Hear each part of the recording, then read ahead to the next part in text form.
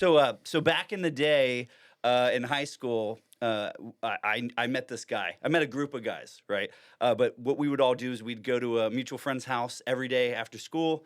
We would usually try to scrounge up some money to either buy cigarettes or weed, and we jammed out, right? And that was kind of what we did. One of those dudes was Mitch, my guest today, Mitch Teckman, who he went from. He was our Dunkin' Donuts hookup in high school, which was a good hookup to have, right? And this dude's done some really, really incredible stuff. I just connected with him after almost 26 years. Again, we went to high school together. We have a lot of mutual friends. We both still live in the area, but life kind of takes you where it takes you, and I'm excited that it's brought us here. Mitch went to Full Sail. Full Sail kind of took him into bands. We had that shared in common where he played music, I played music, and even though the music that we played was different, it was a commonality that brought us together. And now, this handsome gentleman runs one of the most successful tattoo companies tattoo shops rather, in the area, right here in Tarpon Springs, Legendary Tattoos. He also went ahead and that wasn't exciting enough for him. What he did was he was like, let's start a print shop. And so he also owns a print shop with a very similar name, Legendary Print Shop, right here in Tarpon Springs, the Trinity area, which is super sick. And man, we're going to talk about some ink. He's a hell of a tattoo artist. We're going to talk about the hustle of having a family, running two businesses, having kids, and just whatever weird shit pops up today. So, Mitch, thank you so much for being here. Thanks for having cheers, me, man. Yeah, I'm glad we great to see you, connected. man. And dude, you're an inspiration to us all. Well, likewise, man. I'm glad to reconnect with you and see how well you're doing with the studio and Yeah, it's fun. family and everything going on. It's awesome. You got to do something, man. That's right. We get bored easily, right? Well, yeah, for sure. But it's also crazy to like, and I'm not dissing anybody. I'm not throwing any shade, but it's crazy to see like how many buddies aren't doing anything.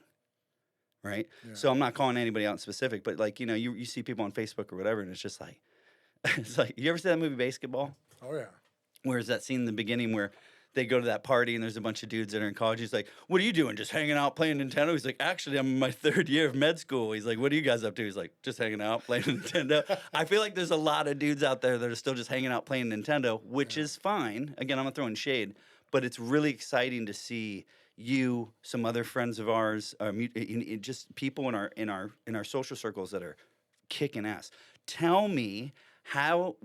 After high school, you went to Full Sail with Brett. Yes. You and Brett, tag team Full Sail. What happened? Tell me So how that would Full have Sail. been back. I think we graduated back in 2001. Yeah. Went to Full Sail and got the audio engineering degree in that. And my hopes were to get out and work at a studio in Tampa somewhere and get Like into a Morris band. Sound or something, Morris right? Sound was everybody's goal. Yeah. That was the biggest That was the studio at goat. the time. Yeah. Still, I think that they're very well known. They're still recording, I think. They might be. I don't know. I'm out of the loop. I'm out of the game now. But same, it's been, that was over 20 years ago. Yeah. And at the time, I thought my dream was to be, like we all want to be rock stars and record music and record other bands. Sure. And at that time, it was the transition of analog to digital, right? And we went from working on the tape machines and all this equipment that was inevitably ended up becoming obsolete within a couple years after I graduated. So Right. I found myself in a tough position to be able to get hired. Yeah, because at this a was like the studio. LimeWire Napster days. LimeWire, if you don't remember, would that's get the best, fastest way to give your computer AIDS if you downloaded That's anything right. from LimeWire. And Napster totally changed the music industry and the record industry, right? I remember going to some college parties down at UCF, and they were all downloading music. And at the time, we didn't realize that was going to kind of take out the whole recording Right. industry. Everyone Change just it thought forever. it was free music. But Yeah. long story short, I guess I got out of there and was pursuing an internship at a local studio in Tarpon Springs. Mm-hmm. It was Studio 420. That was the actual Oh yeah. 420 Tarpon Avenue, right on there. Yeah. What Main was the Strip. dude? What was the bass player? Levin. Levin, yeah. His Yeah. family owns a building right next door. Yeah. And he was always hanging out. He's still playing in a band. Oh, right on. Ran into him over at Guitar Center, actually. Oh, so he's yeah. still jamming and recording. But that studio, I worked there as an intern and found myself recording artists that weren't exactly the highest end of. Had no business being in there. Well, yeah, You can say it. some of it was karaoke sessions, that kind of stuff. Hey man, we got to memorialize this shit. I remember sitting there thinking, I can't believe I just went to school and this is what I'm doing. But Yeah. one of the best things that happened out of that was meeting a band called Stigma. Yeah. And I was recording their heavy rock album at that time, and they were one of the better bands in the local area. Sure. So I got lucky, and I became buddies with these guys, and they heard me playing guitar one night in one of the other rooms in the studio, and they liked what I was doing, and they were looking for more material for their band, and they had one guitarist at the time, and they came and said, "Hey, man, let's jam out and go over some of this." And so they ended up recruiting me, and that was really, at that time, I wanted to be playing more than recording. Sure. My dream was to be in the band and pursuing that, you know? Yeah, sex, drugs, rock and roll, man. It's Yeah, fun. I mean, it Yeah, was, a it fun was time. all of our dreams back in our, early 20s? Yeah. So got to play with those guys and befriended, really came close friends with Puff, who was the bass player. Yeah. And he was a piercer at a local tattoo shop. And so I found myself playing in the band, and I got out of the internship, and I was doing audio video installations. And I was telling Justin here that I think I wired this building up, because when Trinity was developing out here, I was doing a lot of wiring up of new construction. Sure. So I did all the It's so security crazy. systems and What all a that small. stuff. It's so crazy what a small world it is, We've man. watched this area just develop like crazy over the past Booming, dude. 20-something years. Yeah. Sorry, could keep going. No, Yeah. but you know, met Puff, and the coincidence of me getting into the tattoo thing was, you know, having a hard time trying to pursue the audio industry as a career. Really wanted to do the rock and roll thing and write music and record. And he worked at a tattoo shop as a piercer, and I had access to hanging out and befriending all these artists. So in a way, the tattoo thing kind of found me, where I just happened to be in a position where it's like, man, I'm running wire, doing stuff that's it's somewhat related to audio, but it wasn't what I wanted to do. And I had always had art skills with drawing. I never thought I could make a living at it. And I kind of just jumped in and got, you know, was very fortunate to know the right people at the right time, and kind of weaseled my way into the business, and ended up becoming a tattooer. And that kind of got me through being able to play in the band and pursue that for years and still make money as an artist. And it was a very fun lifestyle. It's been a very good thing. It's kind of like one of the most perfect jobs for, I think, a rock musician, is that like, oh, I tattoo and pierce during the day, and then I rock at night, Yeah, you know? exactly. It's a lot of freedom. You Sure. know? Yeah. Oh, yeah. Yeah. But I was it working also, at a pizza place, which again was a lot of freedom. Hey, free A lot food, of, though. lot of pizza. Yeah. You don't get a body like this by not eating pizza, man. You know. You know, it's like, yeah, you get it's pizza. Anyway, yeah. We all had. I was at Dunkin' Donuts for years, Oh, man. yeah, I remember. Which broke my heart when I found out that those fucking donuts are frozen. No, back then they would actually bake them in the middle of the night. Really? That location in Palm Harbor was the OG spot.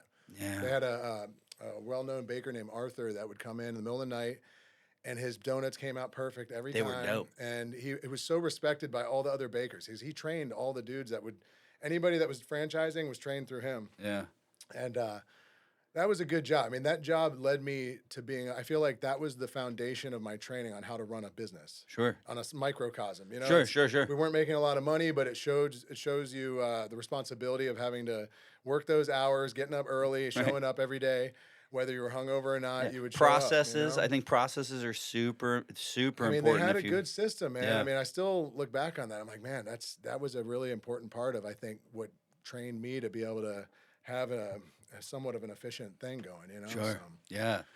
No, good memories, though, man. Yeah, That was a it was long good time ago. Really long time ago, man. I remember sitting in there just high as fuck. Just being like, another donut, please. Just ripped. On the house, Yeah, buddy. yeah, well, no, to be fair, you guys were super conservative. Yeah. You Well, weren't total crooks. Unfortunately, but you know, threw a lot of donuts away, but Yeah. legally they couldn't give them away because of liability reasons with Sure. insurance. Sure. So, you know, the dumpster was always getting raided by the raccoons and everything. And, Or the local high school stoners. Dude, my sister, this is a funny story. So the 7-Eleven, my parents live alt 19 Tampa Road. There's a 7-Eleven right there. Okay. So high school, we had already graduated because my sister was like, I think 2 years behind us.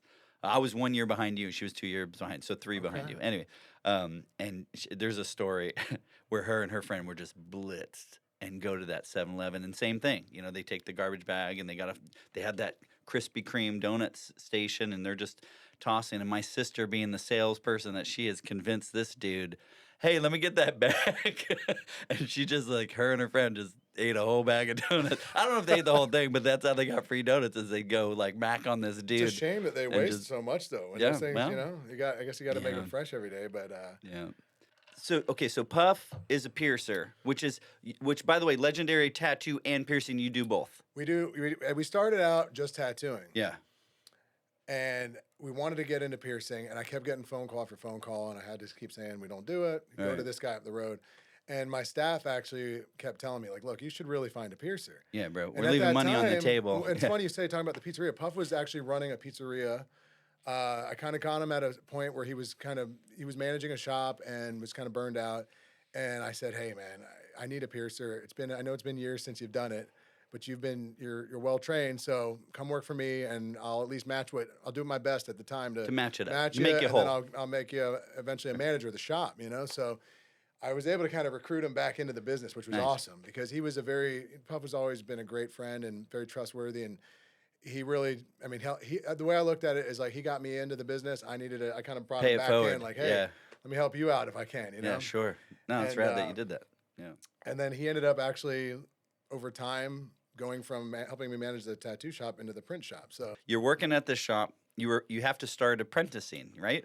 With tattooing, I started out as an apprentice. So what's that like? Because I've heard stories of like, oh, they make you do it on pig skin. Yeah. And they make you're right, and you're just sitting around. Like, so walk me through it. For so those. Nowadays we have synthetic skin that you can purchase through Amazon, or there's a company called Pound of Flesh where they do like a fake arm. What a great name. It is, dude.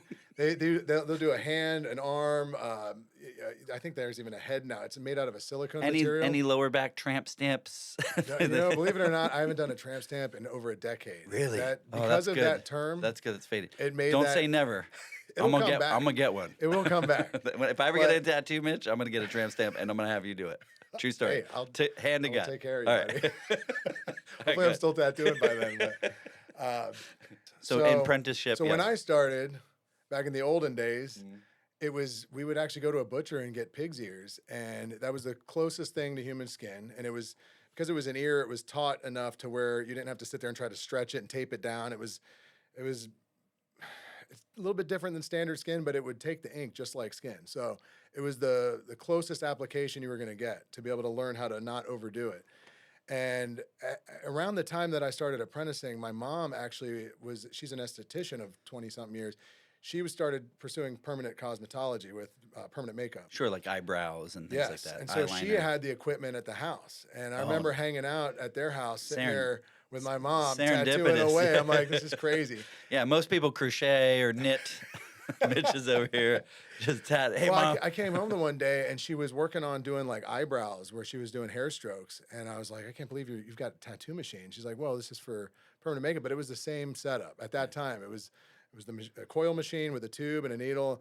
So it's kind of weird how the apprenticeship, it was almost like, I can't remember if that happened first and then the apprenticeship. I'm pretty sure that I started with working with her equipment. And at that moment, I realized that I can do this, and then started kind of going to the shop a lot and watching and realizing like, hey, I have access to the equipment. An opportunity. I just need to do some tattoos and prove to the owner that I'm capable, and have Puff vouch for me, and it all worked out. So, right. So my mom was actually the most important part of me getting into this, even though at the time I don't think she was a fan of me becoming a tattoo artist. Like most moms. Back then, tattooing was a lot more taboo. There's a stigma, for sure. Speaking of the band, there's a stigma attached to tattooing. And the band led to the tattoos, which led to me getting into it. So it all really was a lifestyle thing that I was kind of immersed in. Sure. And back then, the tattoo world was a lot more biker oriented. The people that were running the show were a lot more rough, tough type people. Sure. And so the industry would have, I think it was there was harder a to break into stereotype. it at that Well, yeah, time. there was a stereotype associated with tattoos, Yes. right? You were either a biker, hard ass. It wasn't about the art. It was more about, are you going to be able to get through the hazing? Yeah, are you going to murder somebody for me? Yeah, just call Not it that is. extreme, but I mean, you basically had to be what does it mean when you have a tear right here? What does that tattoo mean? I did work with a lot of guys that learned in prison and stuff, but they were all friendly people, and it was one of those things that at the time I was so young, I didn't really realize the crowd I was around. They all just seemed like normal people to me, but from like my parents' perspective, I'm sure they were like, what is he doing hanging out around these people? Yeah. But what I saw in it is that these guys, they weren't necessarily very talented artists, but I'm sitting here watching these guys making money doing pretty simple tattoos at the time. It Yeah. wasn't as advanced as it is now. Yeah. And I looked at it like, man, I can do better line work than that. That's just you're following lines. So, a lot of it just had to do with having a steady hand and having the confidence to say, And the opportunity. and the opportunity. Sure. Because a lot of people, I think, probably tried it out of the house and maybe their machinery wasn't good enough and they just give up because it's like, oh, I don't have any guidance. Nobody can guide me through how to set this up. Yeah, you lack a discipline and confidence. Well, and now we live in an era where you can buy everything online and people are doing stuff out of their house. And we're in a whole different world from what it was back then, where you had to really kind of earn your stripes by cleaning up after people, buying lunch, and just be in the shop, do boy. You know? Exactly right. But I'm glad that I learned that because I think that helped me to have better structure with opening a shop and kind of learning it from the bottom up and starting out as the and humble boy, and perspective and humility and humbleness, right? I think that like me, all this started different but the same. You start from sweeping floors, and then you move to lettuce and then the fries, right? Like you're just kind of working your way up that McDonald's corporate ladder, so to speak. And then the next thing you know, you paid enough attention, you kissed enough of the right kinds of asses, because that's definitely part of it. You had the social skills, but you also had the aptitude. Right? You had the passion, you had the desire, and it sounds like you had all those things. And I think that's the difference between, you're welcome. I didn't do it. I'm just calling. I mean, I still do that. I still genuinely love tattooing. After 22 years of tattooing 5 to 6 days a week, man, I still genuinely enjoy it, which a lot of people can't say that about their profession, Yeah. And, I'll do it until my hands fail me. You know what I mean? Right. Like I don't feel like myself when I'm not tattooing. It's like you get to a point where it's such a routine that it's like you take a few days off and it's like you're like looking forward. Feels like you're not wearing back pants. To work. It's like, where are my pants? It definitely is one of those things that it becomes a part of you to where I don't know. I think it's just maybe the repetition and it's a rewarding thing to be able to give somebody something that they've been looking forward to that has meaning, and for us to be able to do that is an honor to be that person, because you kind of become an important figure in their life. Essentially, you're a memory forever when they see the tattoo. Sure. And we get to see it over the years. And unfortunately, what's weird about tattooing is that you'll do a nice piece of art and then you send them on their way, and you don't even get to see the healed version of it half the time. And so a lot of times when they're fresh, really interesting. It's not really good for photography because they're glary and they're red and irritated. So we sometimes will let them out the door, and it's like, you want to see it healed, because that's what's going to be the judge of whether you did a good job. Yeah. But when I get my repeat clients, it's awesome when they come marketing the idea. You ready for those first timers or those non-repeaters? Is you say to them, you go, hey, dude, if you come back for your touch-ups, or if you post this, I'll give you 10% off or 5% off your touch-up. Yeah. And they that just way, have to make sure they get a good photo, because so they're not in the bathroom selfie. Well, thing, no, but to be fair, with these fucking phones, man, like That's people, true. it's no longer the MySpace angles. Like they're especially women. It has gotten a lot better. And especially like to your point about the pride, man. Like you spent some money. Let me back this up. People take plenty of shitty pictures, but I feel like on the most part, I feel like a majority of them are probably gonna be good enough. Yeah. But also too, Mitch. We're critics, though, man. We'd rather get our own. We're shot, artists. You know what I mean? Listen, we're sensitive about our shit. Yes. Listen, especially with music, art, it's all the same. All this, even this is an art, and We're constantly judging ourselves and trying to better everything. But I think there's a level of that's healthy, because it keeps you sharp, it keeps you hungry, it keeps you like kind of pushing. If you're just like, oh, I'm the tits, everything I do is fucking awesome, you slip. Yeah. Maybe your shit's not. It's too much ego. It's too much pride. It's not enough like refinement. At least I felt that musically, for sure. And even with this shit, dude, it's like all this shit's new to me. I understand all the bits and pieces, the lighting, the camera. I know how to talk to people. But when you put them all together and you make a thing, like all this shit's foreign to me. So I'm constantly like, oh, I could do this better, or wouldn't it be cool if that? So I think you should always be hungry, and you should always be looking for it. It's the only way to better yourself, Yeah. Do you remember the first tattoo? Tell me about the very first tattoo. So you do the apprenticeship. Boss goes, all right, Mitch, you're up. Well, Show us part what of you got. the apprenticeship is you are actually tattooing. Oh, you are? Okay. It's just you're not tattooing their customer. They're like, hey, bring in a buddy that has some stuff, and we'll see what you can do. Right. So the buddy that I did the wiring with in the audio video company had a few tattoos, and he had known some of the artists from Atomic from years ago. And ooh, Atomic. We'll talk about that. You cool talking shit about them? Oh, no, they're cool. Right. he had a cross on his back that he had done years prior, and it needed to be redone. And I looked at it like, oh, that's an easy thing to follow because it's already there. I'm just basically darkening it, just using black ink. And so, yeah, my buddy Rob was one of the first people that I got to tattoo, and it was at a friend's house who had a studio set up where Is it- in the it's picture? in one of the pictures. That Yeah, is okay. and Yeah. it was in his garage essentially, but that was kind of AC garage deal. But it was my friend Drew. He actually gave me the opportunity to. And it's funny because he didn't even have any tattoos. He just happened to be somebody that ended up with all the equipment. He had invested in a shop that the artist ended up moving on, and he was left with all this equipment. Yeah. And we're hanging out, and I'm like, dude, let's. Yeah.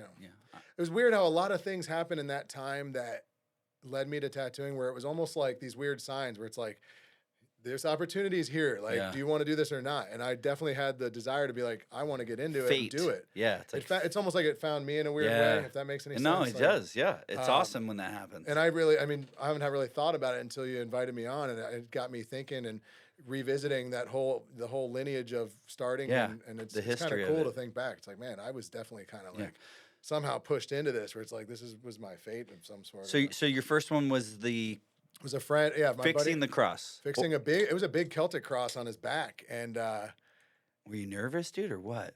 yeah, to an extent, but when you're in an environment, when you're with close friends, I was in a garage. It wasn't like I had an audience. It was just a couple people, to where it honestly was pretty natural. I mean, I was a little nervous, but I had the machine set up. I had practiced it enough on the pig's ears to where I'm like, well, it's similar here. Let's do it. Yeah. You know? And you just went for it. And it came out pretty decent. I mean, Yeah. I was happy with it. And I was using a needle that was way too bold for that. I should have been using like a 7 round, but I was using like a 15 round or something ridiculous. Sure. But I still pulled it off, and he was happy. And it's like that rush. It's a rush, man. I mean, Yeah. you're doing something permanent on somebody. So it's definitely a Right. feeling of like, I can't screw this up, you know? So. So, right. So that's actually kind of leads me to one of my questions too, is that like, what is the, do you suffer from the ethical, moral, like people come in, they're just like, I want X on my skin forever. Do you ever yeah. go like, hey man, are you sure? There's certain are you things that sure? I won't do if I Yeah. don't feel like it's going to represent me well,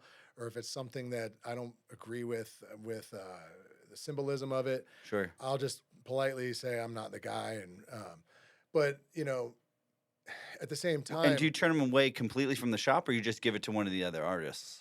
it really just depends on Sure. how. If it's something outlandish that I can Right. tell none of my artists want anything to do with it either, we'll say sorry, we're not Yeah. going to do that. Yeah, that's not And us. it's rare that you get people that do that. Sure.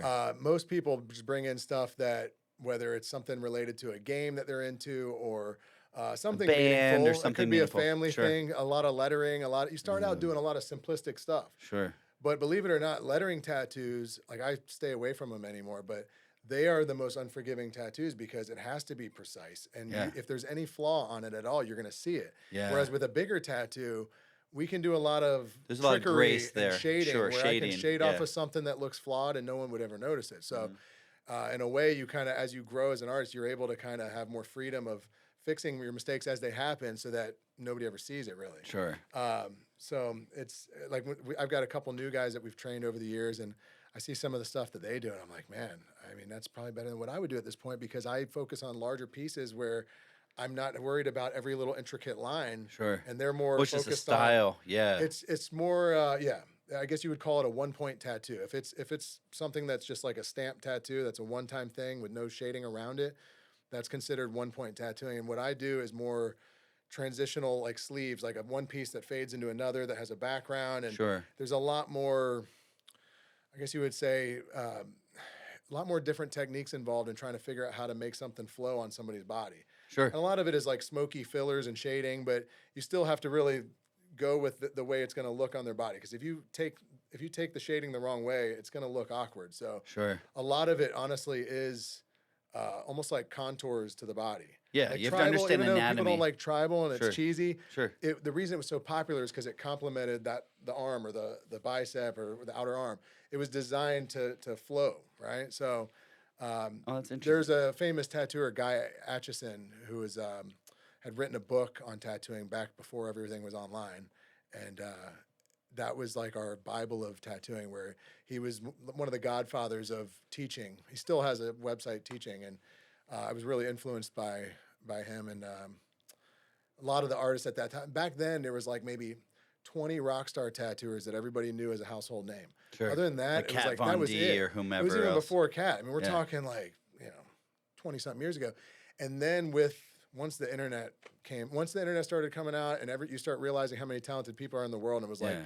I can't keep up with it anymore, bro. Sure. Yeah, Which there's is some also people that are humbling, like you're super- saying. Like, Yeah. for every good tattoo that I do, I see thousands of amazing ones online where it's like the world is just so full of amazing artistry right now. It's a Yeah. cool time to be in the industry. So which artists right now are you super pumped on?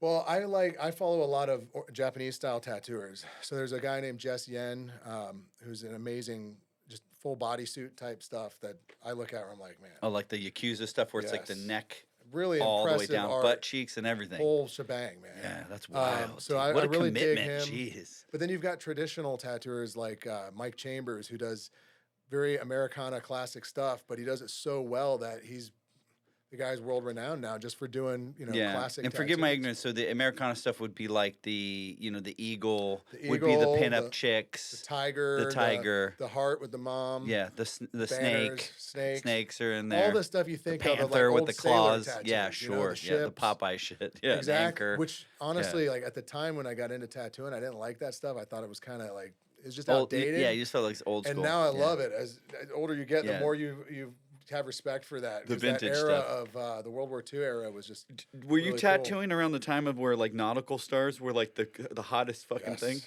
that got old because that's a straight lines, very unforgiving. Again, it has to be precise. So Yeah. I mean, and you're doing it on parts of the body that were not easy to tattoo. Sure. Up in the collarbone area, and it's, Sure, it's a yeah. brutal spot. Girls would get them on their hips, which is one of the hardest places to tattoo. Yeah. The ribs, that kind of stuff. It's And it's- challenging on certain what parts hurt- of the body. I'm sure this is subjective to the person being tattooed, but like holistically, what's the most painful place to get a tattoo? I've always said probably like the torso, the ribs, the stomach, Just the because sternum, there's so much bone there. and just like your shins, your knees, elbows.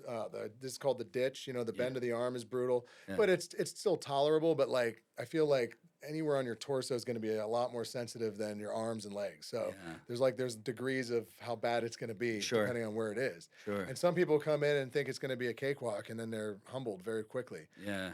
But now they've come out with all these pre-numbing products, which is really popular. And as artists, we don't always like dealing with it because it can change the consistency of the skin. Some people get rashy and get rubbery skin. Sure. We can still get the job done, but it's not it's good just for adding the layer, photography. right, I it's mean, a- it always right. makes it look too red or too dark. Yeah. But if it gets them through it, in a way, it's nice because if they're numb, I can do what I got to do and I can touch things up, and I don't have to be psyched out by the fact that this person's in a Is lot of pain. wincing or like they're going. People don't realize that the more they show of discomfort, the more the artist is going to be thinking, "Man, I'm going to try to get this done," and we get over it to where, unfortunately, Do you're another not- session. Yeah. or you're just not able to put 100% into it because they're whining the whole time. So, as much as I don't like the numbing thing, I also Sure. realize the value of it, where it's like sometimes it's necessary to be able to get through a project. What if somebody like came in loaded, just wasted? You turn those people down. or- When I first started tattooing, I would always be like, well, I don't mind as long as you're, respectable and you only have a couple. But then you do that and that opens up Pandora's box where before you know it, they're blasted. And Hey man, I want a big ass fucking. well, it just gets to be so obnoxious that they're taking too many breaks. Yeah. They might get sick. Yeah. It's just not professional. It's and, not and especially conducive, if you're in an environment where there's other artists and there's people getting tattooed, you don't want to be dealing with somebody like that. Yeah, it's So a respectable space. as yeah. I evolved into the owning my own business with it, I cut that stuff out. I mean, I've had a couple that I look back on where I'm like, man, I can't believe I let that guy, I should have just said, sorry, we're done. Yeah. But you live and learn, and, Yeah. and I'm very grateful that my artists now are not, they'll just say no, not having and I'm it. not put in that position as an Sure. owner to have to be worried about somebody. Sure. Well, I think, I'll tell myself a little bit. I think when you first start out, you kind of say yes to whatever because, A, you need the business, you need the cash, right? B, you need the practice, like, hey, this is a good one. It's a for me to kind of cut my teeth on a little bit or use as a learning, like a stepping stone of learning. But yeah, dude, like now that I've been doing it for a while, it's like all those little small jobs that I would have said yes to 3 years ago. I'm like, hey, I'm not the company. Hey, I'm not the guy for you. How about try this? I do a little bit more consulting. Like, hey, what if you personally do this, this, and this, and then when you're ready for me, when you've done these things, then I know that you're serious about marketing and you're serious about the investment, Then and we'll and then relent to it. I can take you to the next step. Yeah, because it just is what it is. Yeah, so tell me, like the earlier days. So how did you get the spot in Tarpon? It's a beautiful spot, Thank you, super thank you. rad shop. I just went in there 2 weeks ago. I never been in there. I don't have any tattoos, and I was like, dude, this place it made me want to get a tattoo. It was a little gem that we stumbled on. I was actually right up the street where our print shop is now, Mhm. the Double A Trade Center. It's somewhat of an industrial part of Tarpon, and at the time it was US 19, yeah. yeah, right off 19 there. And so I started out actually out of the back of Ryan Ritchie's sign shop. His father, Todd Ritchie, was a Yeah. huge help to me starting the business because I had left one of the shops I was at in Dunedin, and I found myself I was kind of somewhat lost as an artist where I kept going from shop to shop, and it was always the same type of scenario where it started out great, and then once people show their true colors as an owner, Sure. and it wasn't like scheduling wise, they would try to dictate things, and it was like, well, I had this time allocated to go up north to go on a trip, and it was like, no, you have to be here, and it's like, well, I'm sorry, this was already planned. So it's Yeah. when your freedom of being an artist and being able to set your own schedule gets taken away, it kind of, I guess you could say, that's what motivated me to be like, I can't keep repeating this cycle. I should just go start my own thing. Let me do my own shit. Yeah. So Ryan's father at the time had a spot in the back of it. It was a room with a bathroom all set up to where it was kind of like a nice little studio deal. And he offered it to me at a really great price and said, hey, if you want to start tattooing, you can come in here. And that way you're not tattooing out of the house because nobody wants to be doing that. Even though that still goes on, it's definitely looked down upon in the industry. It's not, Yeah. Well, and now granted, not to say that people can't keep a sterile environment and keep it clean, but sure. it's definitely not it's not, Well, it's yeah. professional. And you don't want Plus, that's people your in your home. house all the time. Yeah, You know that's what your I mean? You got to house, dude. separate that. Yeah, you want to be able to go the fuck home and just be home. Exactly. And it's like that. Even me, working in digital marketing, it's like I have a home office, and then you're never not at work. Exactly. You can't shut it off, right? So it's cool to separate those things. But in the beginnings, we got to do what you got to fucking do. And Well, good and I for was you. very fortunate that he gave me that setup, Sure. and That's rad. it got to the point where I was so booked out. He's like, "Look," he goes, "You're in here all the time. You need to just open up next door. There's an opening there. Just time." Yeah. And so, in a way, he kind of gave me the kick in the ass that I needed to be like, "It's time to start a business." So, Yeah. um, I think it's hard to take that leap initially to start a business. It's an investment in yourself, and I was having fun making money with a reasonable rent. Where I was like, "Hey, why do I need to do that?" But he saw it before I did that Yeah. it was time. So Yeah. I'm really Well, and that's glad that nice. You had a business owner too that was looking at going, "Hey, dude, you're making money." someone that you Like, look up to as a yeah. mentor. That's like, "Hey, Yeah, he's you're always ready." been cool. You He's know, always been cool to us, man. Yeah, he's for great, sure. and his business is thriving. He's Yeah. had the best couple of years over the past couple of years. Yeah, So good for him. Man. with all Rad. these hurricanes, all the sign, and unfortunately, Yeah. the disaster Yeah, around here yeah. caused that industry that was booming with Yeah. everybody needs new signs. Yeah.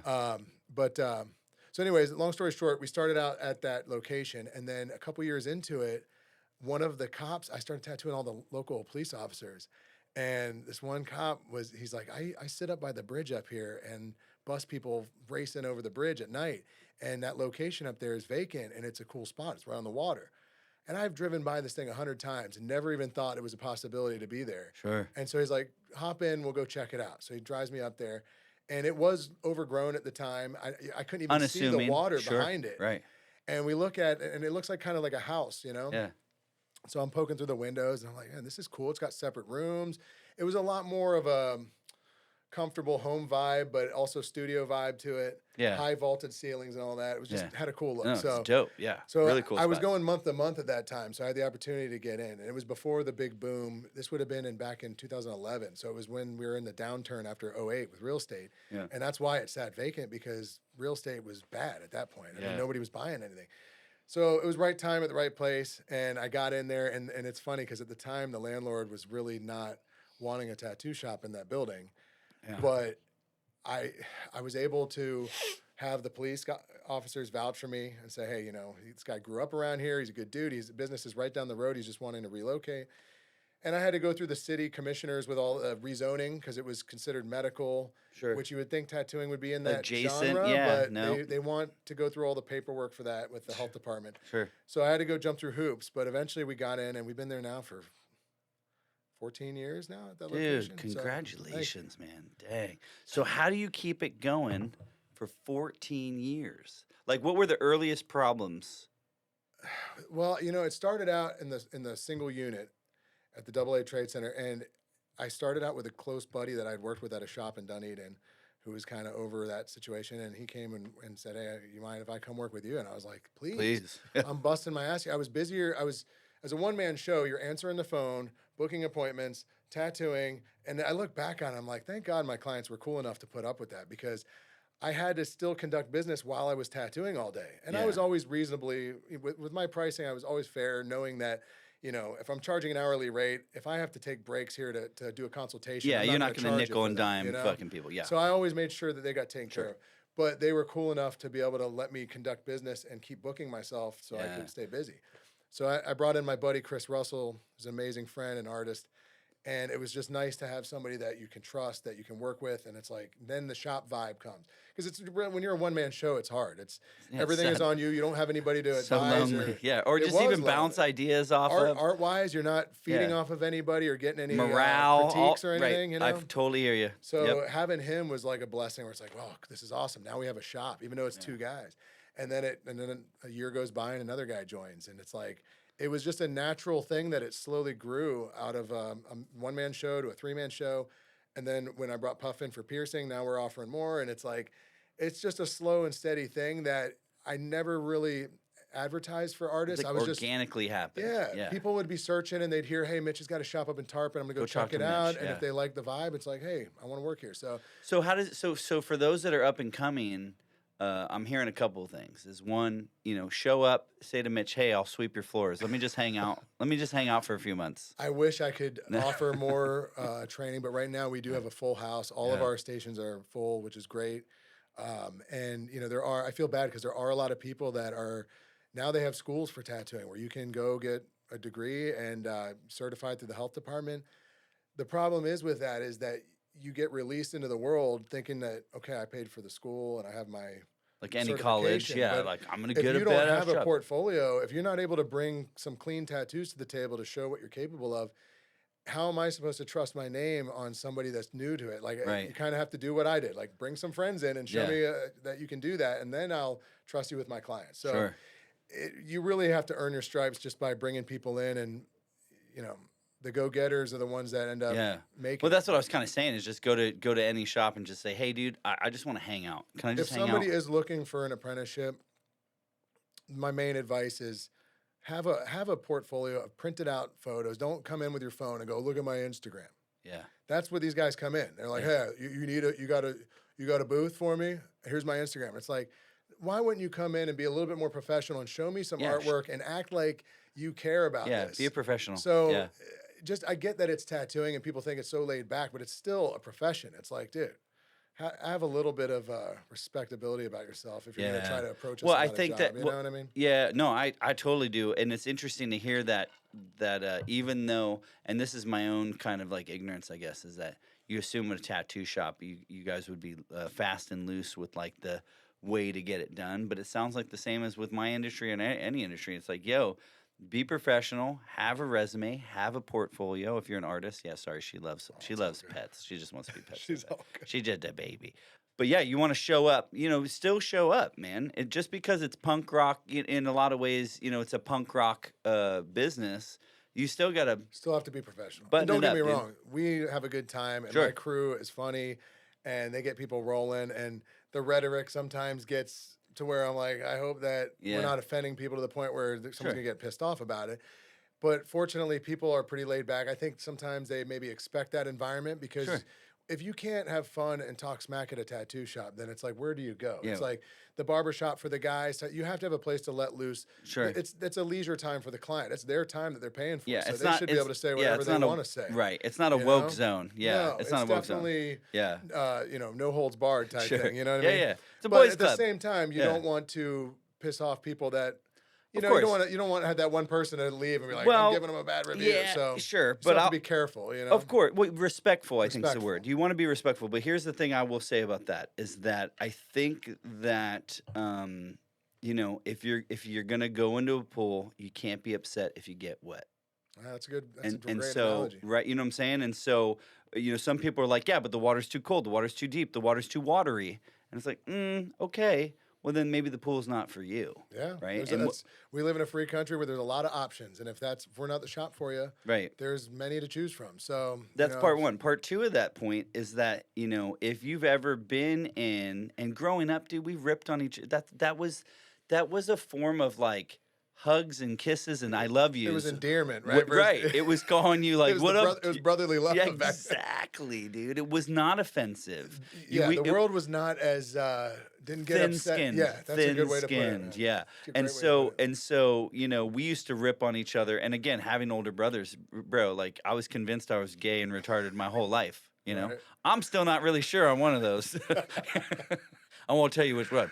No, but you know what I'm saying? Like that's the way we talk to each other. Now, malice, right? Intent. I think the intent was not to be hurtful. No, we were It just was like having we're fun, ripping, busting balls. and you know, that's what I you think. did. Right, and I think the restaurant industry has. I think a lot of industries have that, right? And I think the restaurant industry has it. I think it sounds like you guys have it, Oh, and I'm and it sure makes even the sense. salon industry, Barber, they oh all sit around yeah, and for talk sure, it's for sure. And that's if they part of don't, why you get into it, right? Because you want yeah, that feeling of freedom to say what community. you want and have a good time and Yeah, express yourself with your clothing and whatever you want to wear. It's not as restrictive as corporate America where you're having a suit and tie. So right. that's one of the things that I think that draws people into it is that, hey, this is freedom. It's rock and roll, man. Yeah, But I still, as you an want to be owner, respectful. Yeah. you still want to stay within certain guidelines of, hey, we have to, Yeah, we're not gonna no dropping hard N words and hard R's here, yeah, right? it's Yeah, just sure, being, sure. like you said, being respectful Yeah, and yeah, I don't know, just don't be too offensive to people in the room because yeah. not everyone's gonna find that funny. Sure. You know what I mean? No, I get And it. I always tell the get it. boys, I'm like, you guys can joke around about Read the whatever you room. want,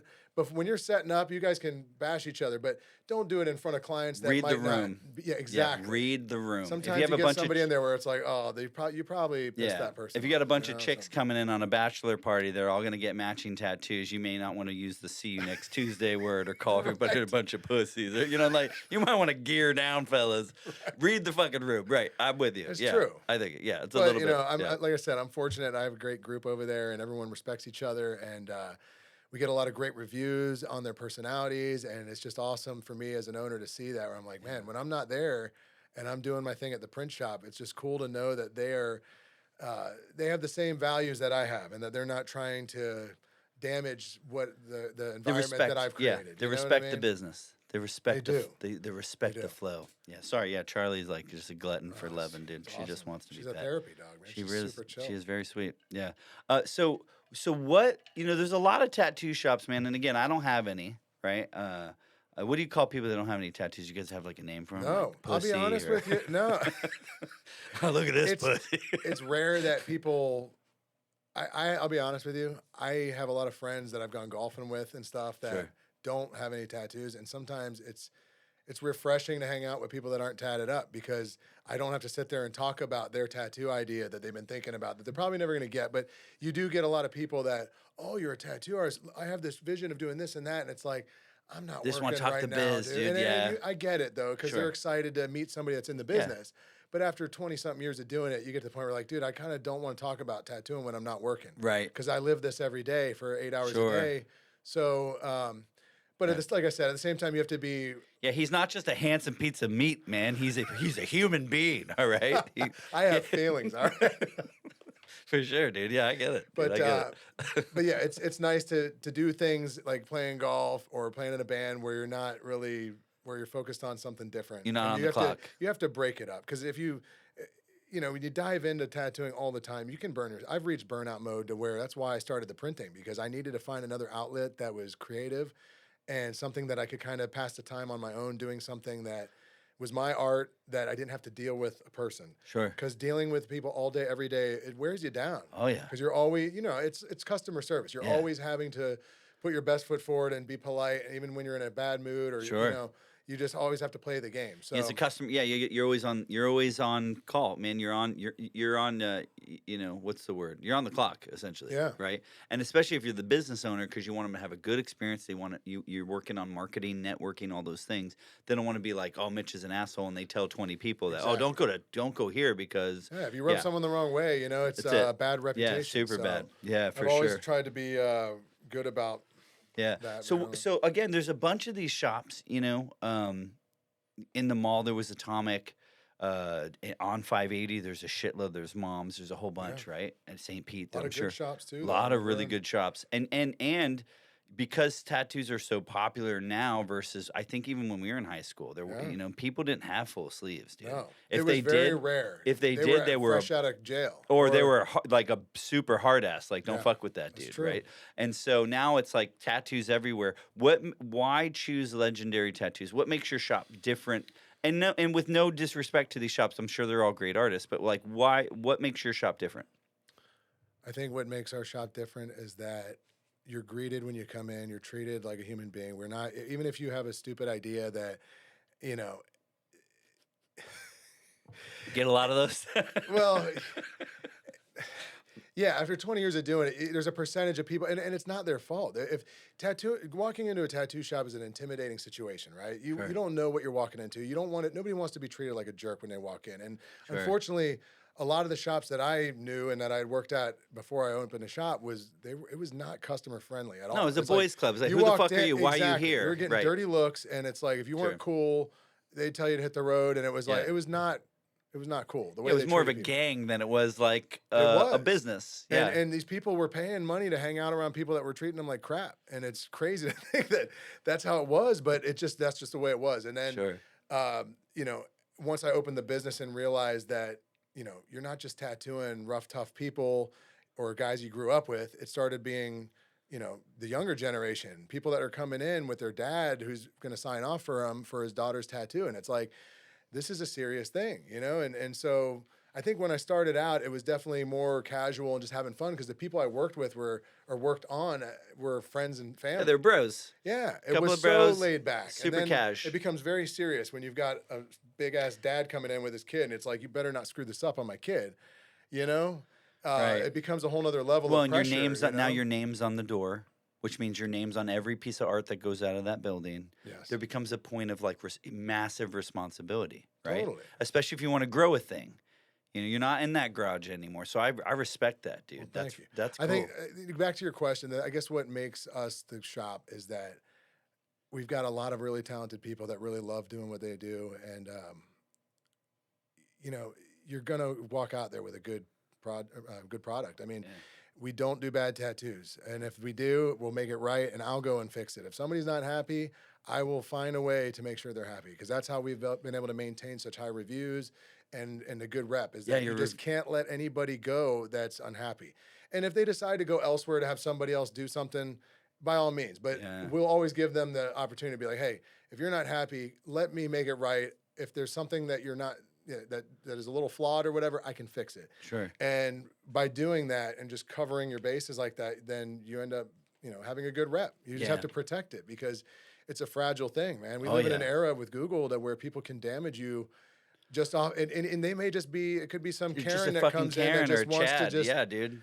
Oh it yeah. is what it is. But what's nice about the Google thing is that it does let you at least respond. So you can at least state your case like, hey, we tried our best. This person was a whole different breed, Yeah, and exactly. we can't make them all happy as much as we Right. try. It's like they're going to get the one percenters is what it is. Sure. And Sure. that's why when I see another business with reviews, it's like if they've got a 4.8, 4.9, it's like they're probably a stand-up shop. If they have a good amount of Yeah. reviews, there's always going to be one person that's just going to try to damage them because Yeah. they, Because whatever I dated a reason, guy that worked here, and he broke up. Or who knew the fuck knows why? God knows. Or maybe it was a bad experience. But I don't think that one rotten egg should ruin the whole dozen. You know what I'm saying? 100%. And I look at that with restaurants and everything. Everything. It's Oh like, yeah. I don't know. There's restaurants, people Yeah. are brutal. Yeah. It's like they'll try them once and give them a horrible review. It's like, well, what if they just had a bad day where maybe the cook didn't show up and they had somebody else filling in? Yeah. Or Like, maybe somebody was fucking sick. Or maybe your excuse me, maybe your server. Yeah. I think we forget. Just in life with pick any profession, politics, doctors, doesn't matter. I think we forget that we're all human, and there's a bit of we forget about the grace, because sometimes we all have shitty days. Sometimes That's the truth. fucking, like if you're married, you and your wife had an argument. Maybe a fucking pet died. I don't know, but like we always forget that. Hey, these people are human, or fucking people, dude. Yeah. Maybe they're deciding Sorry, I got like a frog in my throat. I'm getting all choked up. No, maybe they no, maybe they're deciding like, fuck what bill to pay. Am I going to eat tonight? You don't know what people are going Yeah, through. everyone has an inner struggle, right? You don't know what they're going through, man. And I think that if we start every conversation or every interaction with like a little bit of like humanity and some grace, I don't know. I found at least I'm going to be 43 next week. I found a lot of success in approaching things like that in the last 20 years. Again, there's still always going to be a Chaz and a fucking It's Karen true, and a man. You Chad. can't avoid. Well, Some here people are back just then, shitty. when I first got into this, Some people are just shitty. nobody had a voice. The internet No. didn't even allow you to Yeah, say anything. we had back. MySpace. So it's maybe. like, think about how Yeah. crazy it was back then because you had no accountability. Mm-mm. And your very reputation wild- only Wild went through West. the guy that had the tattoo that said, I had a good Yeah. experience. So now people can read 100 reviews and go, wow, that's the place. So Yeah. that honestly, I think that if you didn't know who we were and when people see that stuff, I think nowadays that holds a lot of weight where they're like, wow, it's a lot of people that had good experiences and they're posting stuff and they all Sure. look good. So the proof is in the pudding is what it comes down to. Yeah, It's like yeah. if you do a good product, you treat people right and you charge fairly, don't gouge people. Cause I've seen a lot of dishonorable people in my industry that I look at and go, I'll look at somebody I'm tattooing and say, how much did that guy charge you for that? And they'll say a ridiculous amount. And it's like, you don't want to insult them and say you got ripped off, but it's like, my God, like Yeah, inside this you're is going, like jeez. brutal. Like that's, Yeah. but people end up wising up. They talk to a couple of people and they kind of start to get a realization of what something. Or again, the internet too. I think with the you internet, can find out that, hey, and granted, sometimes I might, with friends of mine, I've always been more, I give more because, Yeah, they give you give back. They're the going to friends and promote fam. me. So Yeah. you give deals where it's due. yeah. And that has served me right. But sometimes I may overdo that, where Oh, dude, no, you we hook all do friends it. up but Bro, we all do that. it all But comes I don't think back, it's a bad though. thing. It all Yes, comes back around. exactly right. So you have to have I the don't think right that's a bad perspective, I attitude to guess, have. Again, I think at the end of the day, well, so there's two schools of thought. If it's a business, right, you can't give everything away. Yeah. Right. You still gotta make a profit, and that's fine. But the beautiful thing about owning your own shit is you own your own shit, Mitch. Do whatever the fuck you want. Now, again, Yeah. don't be reckless. No. No, but I think if it's your shit, sure, you have You that give credit flexibility. where credit's due. Because I have some clients that have Yeah. brought me so much business that it's like, Sure. hey, keep telling the world and you Yeah. deserve the deal because Yeah. you're helping keeping us busy. Because Yeah. you get people that are like your cheerleaders where they're out there promoting you. And in the beginning, before everyone was looking at portfolios, Yeah. those guys that I was doing tattoos on, they were the ones that were bringing me the business just by being proud of what I was able to give them. So, Yeah. it's an awesome thing to be able to impact their lives and vice versa because we get to, Yeah. see the return on that. And Well, it's a cool that's thing, business. It's good business. Yeah. There's a lot of really weird trends. So again, growing up, it was like sleeves were rare. Yeah. That dude's a badass. It was all the tribal stuff. And like Yeah. you said, the tramp stamp Yeah. got way Massive. too popular for way too long. Super big. And then it went, Good. yeah, Good. gone. Except for the one I'm gonna get. It's gonna be fucking tits. Are we doing the butterflies? Or I don't know, something good. I don't know. I haven't decided yet, but it's gonna be amazing. Anyway, so then there was like the nautical star, and then things that I'm seeing now, at least online, is every chick has like some sort of butterfly or something in between the titties, Yeah. or a dragon, or some sort of like, or in the neck. I see a lot of chicks with the neck. tats have The gotten popular, which is silence. crazy because back in the day that was very rare, and now Right. it's like I'm like, man, I didn't or on do their mine. face. Why is everybody The getting face tattooed on the tats, face, dude. Mitch? Because What's of going Post on? Malone, bro. I love Post Malone, but Yeah. my God, dude, like how And many Jelly people Roll and do- all the other people. Like, what are you doing? And the problem dude? is these guys are, ridiculously loaded, and they have the worst tattoos. It's like, Yeah, who- but then people are coming out and getting these, and they're not loaded, and it's like, yo, those are job killers, well, dude. you look at the guys in the NBA, bro. These guys Sure. have all this money, and you look at their tattoos, and they look like garbage. And it's like, Yeah. you could have gone to some of the best portrait artists in the world, and you got it in your hometown in some little, Yeah. It's just Yeah. it blows my mind that. That's an Some interesting, people yeah. just get them for the look. Some people want that grungier look though with their tattoos. Like there's some people get it for the beauty of the art, and some people just get it for the Yeah, but toughness why on of your just being face? It's tattooed, one thing you if know? it's like, hey, I'm gonna let my buddy. We're drunk one night. My buddy's an artist. I'm gonna let him hit my back. I can keep it under a shirt. Right. It's on your face, dude. I've What heard. is that? I had a client that was really into a bunch of the new rappers, and he was saying that the reason that a lot of the rappers would get their faces tatted is because it was a way to commit yourself to the industry, so that you really couldn't ever get like a normal job. Where it was like, once you kind of tattoo your face, it's like you're all in. It's this or nothing. You It's, know what I it's mean? this or I'm But going I Cobain. say that, but Yeah. nowadays you go to Jeez. McDonald's and the kid's got something on his face and nobody cares. Like, Everybody's got these things. it's become too normalized where it's like, dude, that used to be insane. Where people would be It like, meant you killed, like when we grew tear up. thing, Yeah, yeah. if somebody had, and again, the only face tattoos I ever saw outside of Charles Manson with the swastika and that crazy Yeah. shit was the tear ones, and it meant like, yo, you killed somebody and served It's time. crazy to think how something could go from so taboo to being so generic now. Yeah, it's right? crazy. To where now I feel like that scene is already here and gone. I mean, Yeah. people are still going to get them, but it's mostly guys in the industry that get, you know what I mean? Like, Sure. it was either the music industry that got them, Right. and then tattooers started getting them, and then everyone's like, well, let's get them. And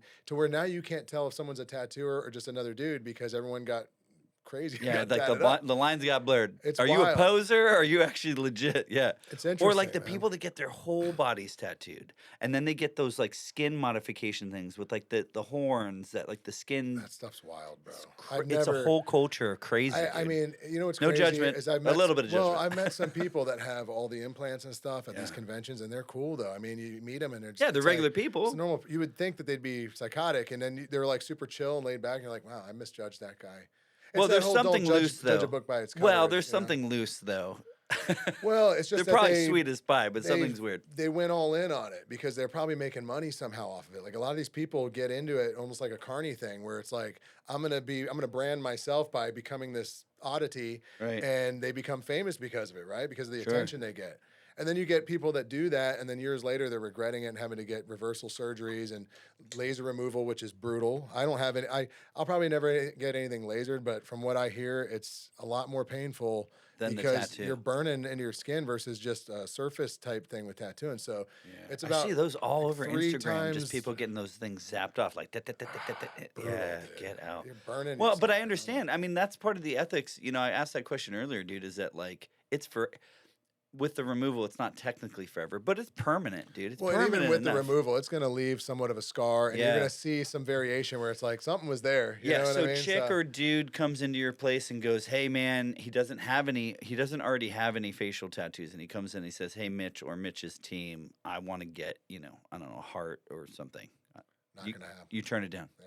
You turn down that business. I'm old school to where I feel like you shouldn't get a hand tat until your whole arm's tatted. Like it's all kind of like a rite of passage. Is that You'll like get a kids rule? that come in and An just want to go unspoken straight rule? for the hand, and it's like, dude, how about you start with your arm and make sure that this is what you want to do before you go condemning yourself to being judged by Yeah, it. you know? totally Like, missed your lower back. You didn't even get your lower back yet. It's like you got to start with a tramp stamp before you do that. That's part of how we do things here.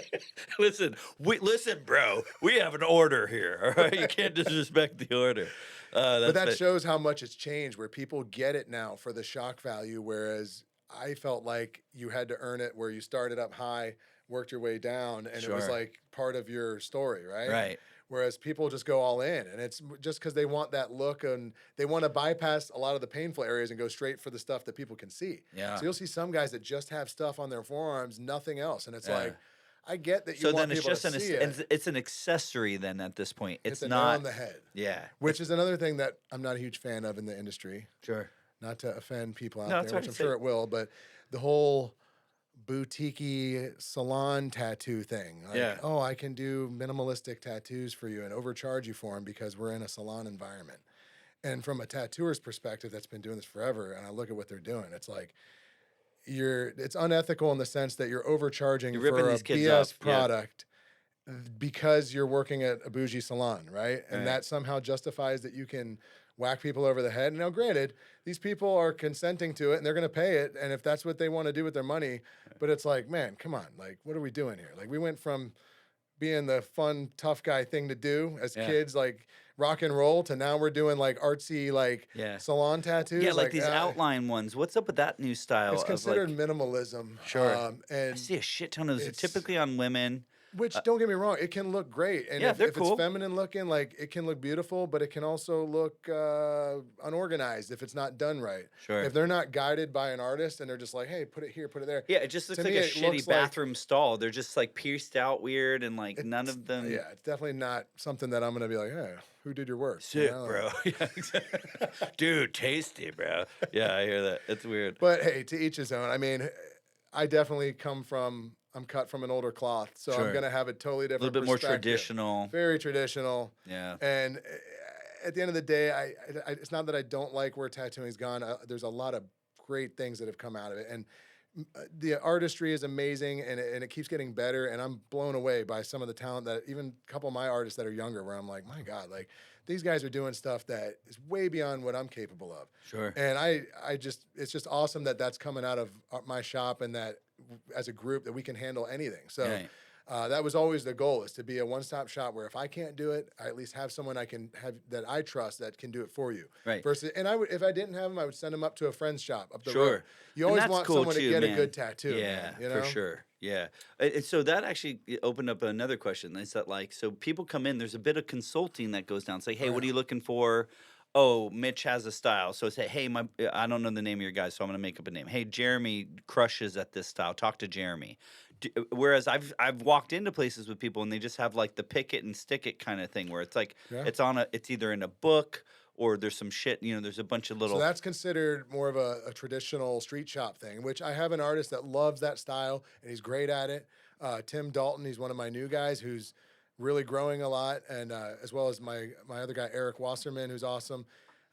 These guys kind of specialize in doing the smaller type pieces, but they do it better than what I could do because they're more focused on that genre of art. So they've got the thing where you spin the wheel and it's like you get what you get. And some people are bold enough to be like, I'll do it. And it's like, damn, what if there's one on I saw your something about that. Yeah, tattoo roulette. Yeah. Yeah. So that there's this dude, I guess he made it famous because he did Friday the 13th. Yeah. And he would just tattoo the number 13 on people. Yep. And that just kind of became a thing. So it's kind of like social media and like culture trends have kind of set the stage for, again, something super fucking permanent on your body. Friday the 13th is like a big thing with tattoo. And whole for years, culture. I've stayed away from it because I felt like it devalued. Because you know what they do is they charge a huge discount on. So they were at one point they were doing $13 tattoos for Friday the 13th, and it's like, dude, come on! Like now you're really giving it away at that point. Like that's like, and you're drawing a crowd of people that are coming out of the woodwork. You it's like 1,000 of those things. So I always said I didn't want to do that in my shop, but I also see how it's fun, and it is there. It's fun for the social media posting. Sure. And as long as the artist is doing stuff that they want to do and they're happy to do it, and they're building their clientele. And if they want to give the deal to build their clientele, by all means. I personally don't want to do 113s and or whatever little stars, baby skulls or whatever they're doing for the 13th. The horseshoes and stuff. Sure. So I shouldn't knock it because it does drive sales and business. Yeah. It's just I looked at it like, hey, we're a custom shop. We don't do that stuff. It feels gimmicky. It does. Yeah. But like I said, I've seen so many of my competitor shops do it that are very talented shops where it's kind of like, well, if you guys want to do it, I'm not opposed to it. I'm not going to host it, but if you're going to host it and do it, it's good for the business. So by all means. So we just recently started jumping in on it. And hey, as long as people are having a good experience and they're having a good time and getting a decent tattoo, it's all good. I just personally don't want to be the one doing all the little tchotchke tattoos and little, I'm more like if I'm going to do it at this point after so long, it's like if I'm going to sit down with someone, I want to have something quality, happy to look at. And you want to be proud of it. And not to say that I don't. Fuck, I want you to be proud of the tattoo, you know what I mean? I'd be like, you nailed it. And it's just like, fucking no regrets, so the shit's all misspelled or whatever. That's one of the reasons why I don't do spelling. Or, letters. Don't do lettering. Yeah. I've had a couple of those. Yeah, but don't you guys do like I'm forgive my ignorance. Isn't it like you guys do a tracing paper or something like that? It's fucked up from the beginning. And people don't catch no one it, caught bro. it. People do not catch it. Get out. Maybe it's because of my line of work. I'm like, I look at websites all the time. I'm like, that's misspelled. And you feel terrible, dude. Yeah. When it happens, you do. So this is an embarrassing story, but I'll let you know. No, hey, listen, share whatever you want to share. So I had this client, and he was a nice guy, referred from a friend, kind of a gangster type dude. And he kept telling me every time I would do a tattoo on him, and he kept saying, I want to do handsome hustler. I'm like, why do you want to do handsome hustler? I didn't like doing lettering back then, Yeah. And so he finally convinced me to do the handsome hustler tattoo. And of all places, he wants it on his neck. Like here? On like the side. Okay. Kind of like the cursive cholo look, Yeah. And so here I draw it up, and I end up putting the stencil on him, and he looks at it, and everyone's happy. And it's like, okay, let's do it. So I tattoo him. He pays me, he goes home. Everything seemed great, right? And I get a phone call because he had my cell number, and he was freaking out, dude. He's like, you misspelled handsome hustler on my neck. I'm like, what are you talking about, dude? how could I Go misspell through the that? garbage to I find was like, the because I knew stencil. hustler with, Yeah. Yeah. and I'm like, well, hustler Yeah, was because right. we read the magazine. We So- know what hustler says. We know hustler. We just never heard handsome. No one ever called us So, fucking. and in my defense, the sure. one word, how many men have to write the word handsome down? Unless you're like writing Yeah. love letters to a dude. Yeah. I for some reason left Yeah. a D out. Yeah. So it was not like Hanson, like but Hanson the band. it was the handsome. Handsome. Not Oh, handsome. jeez, buddy. So the guy's freaking out, Oh, and I Mitchell. get home and I start writing it out on a napkin, and I'm like, how can I fix this? And I had a pen, and I'm sitting there going, so I figured out how to change each letter, and I had to add a couple little yeah, you calligraphy get style creative. things. You had to get creative. But dude, by the grace of Jeez. God, dude, I got the guy back in the chair and I fixed it. And I Yeah. had some numbing stuff I was able to put on there so that he wasn't like, Oh, 'cause it's it was fresh. hours later. And if you go Yeah. back into something, it's brutal. Yeah. So I numbed him up, did the tattoo, fixed it. And I was like, oh, thank God. So then like months go by, right? And I'm at Walmart buying paper towels and stuff for the shop. And I see this dude.